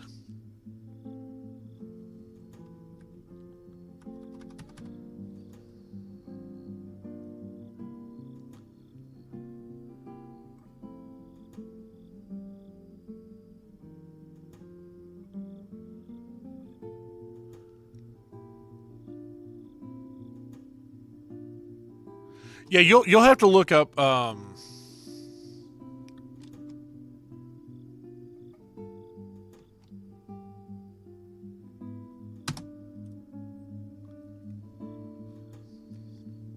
the Tandy 200.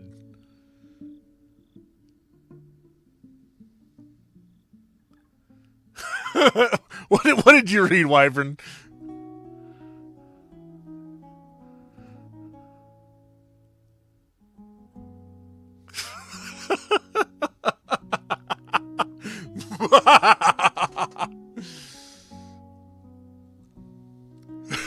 Herr Mooser.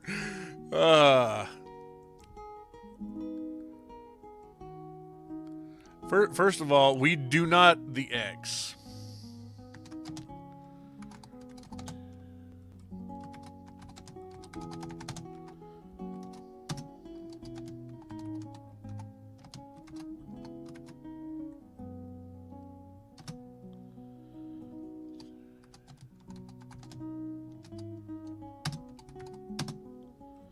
Nope, doesn't like that.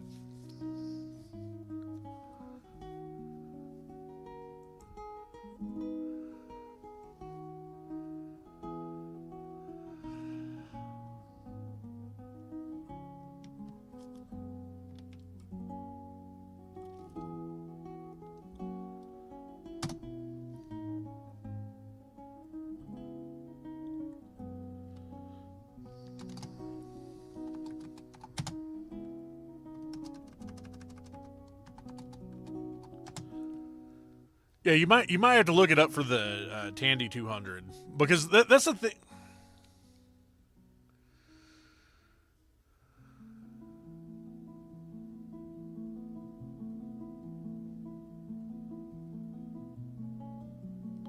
Yeah, I'd have to make a loop then, and I do not.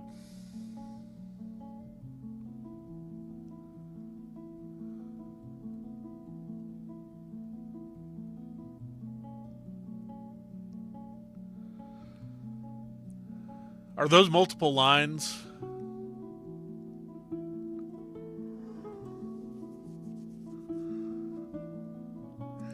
Black hole sun, won't you come? Wash away the rain.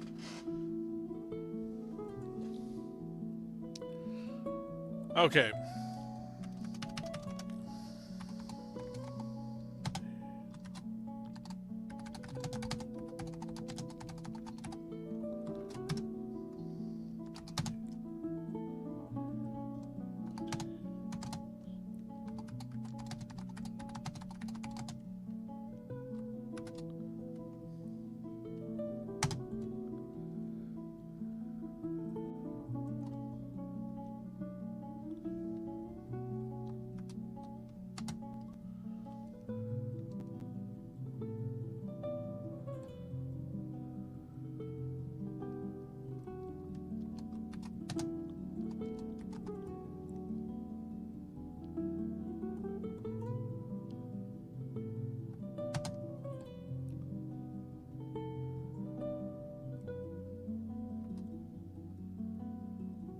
Okay, and then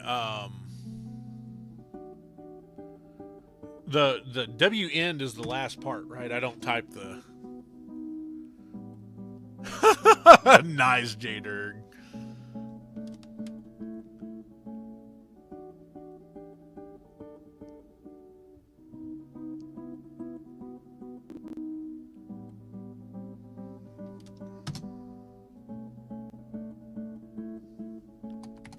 See if that works.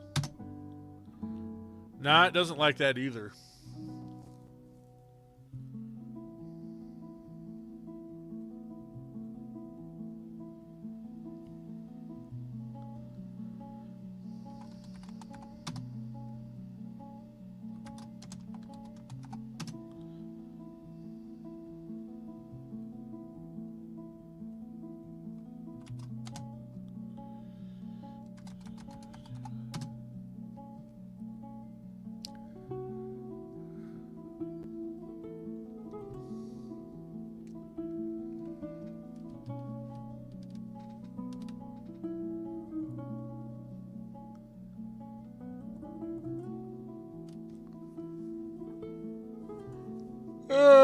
Let's see here.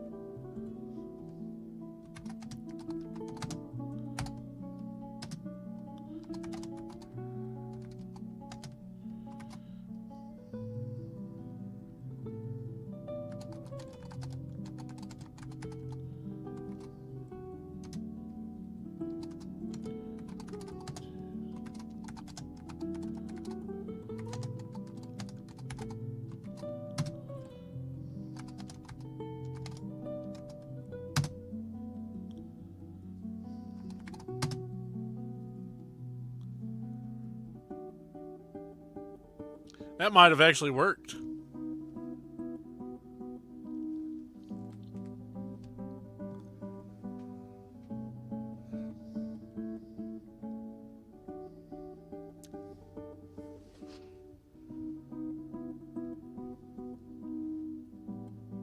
Sorry it's so hard to read. I will work on...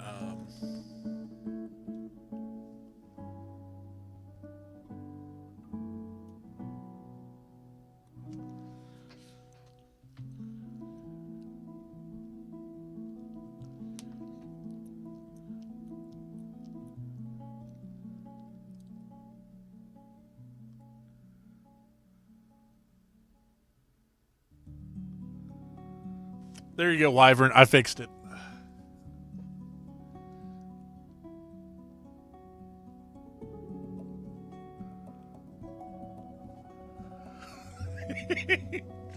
Yeah, watch it.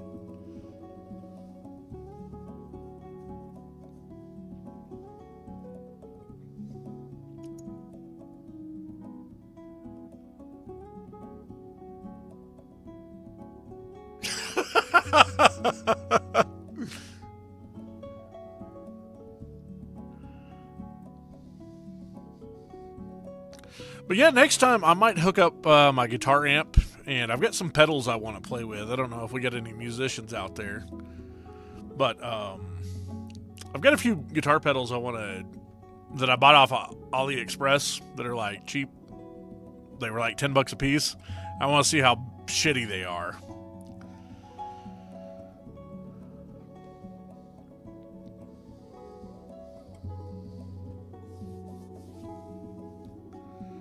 But anyway, let me.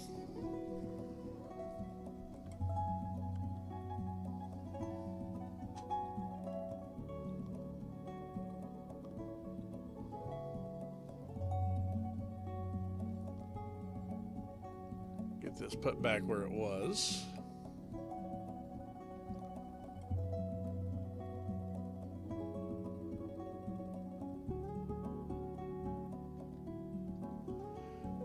You gotta love the Pogie brothel.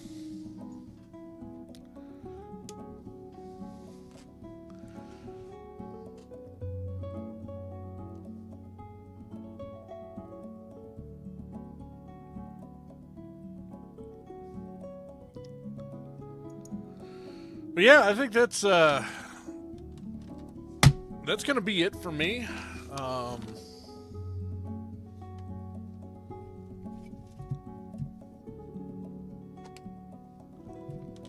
Turn that off there. Let's go see if somebody's around to raid, shall we? Oh yeah, I got the bag for it too.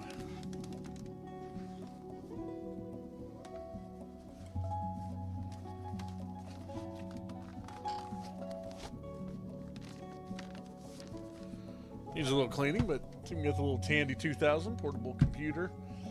Thanks everybody for hanging out. Hope you guys had a good time. I really enjoyed having you guys. Love it when people ask questions about stuff and show interest in it. Because, like I said, this shit's cool to me, and it's good to know that it's cool to other people. Yeah, it is Friday. But, yeah, you know, maybe I'll have more guided missile parts in my collection next time. I actually have an AMRAAM part. It's just a part of the... it's a part... I say it's a part of the warhead, but it's just part of the fragmentation part. I'll have to show that sometime. Let's go find somebody to raid, shall we?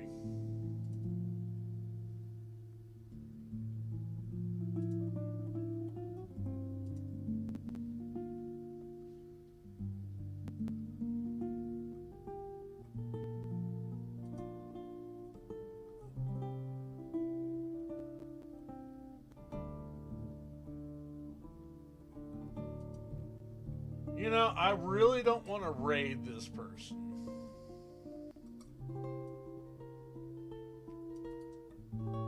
Because they are playing the inferior port of this game. This totally legit influencer loves electric vehicles. But we're going to do it. God, these fucking pre-roll ads. Twitch, you fucking suck. Like, they get longer and longer.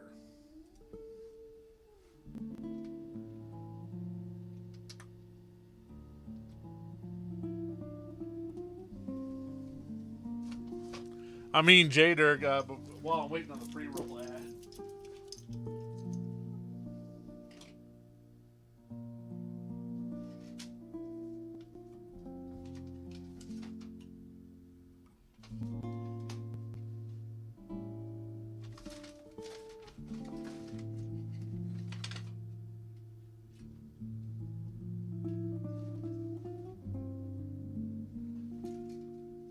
Where is? Oh, here it is.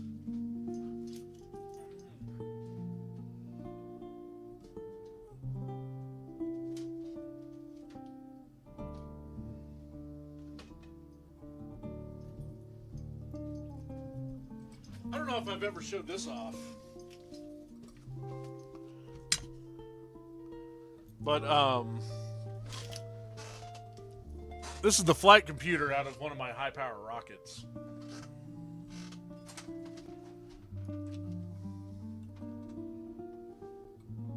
It's got tracking, avionic for deploying all sorts of stuff. Anyway, yeah, you guys have a good night. Let's go say hi to Mr. ZG.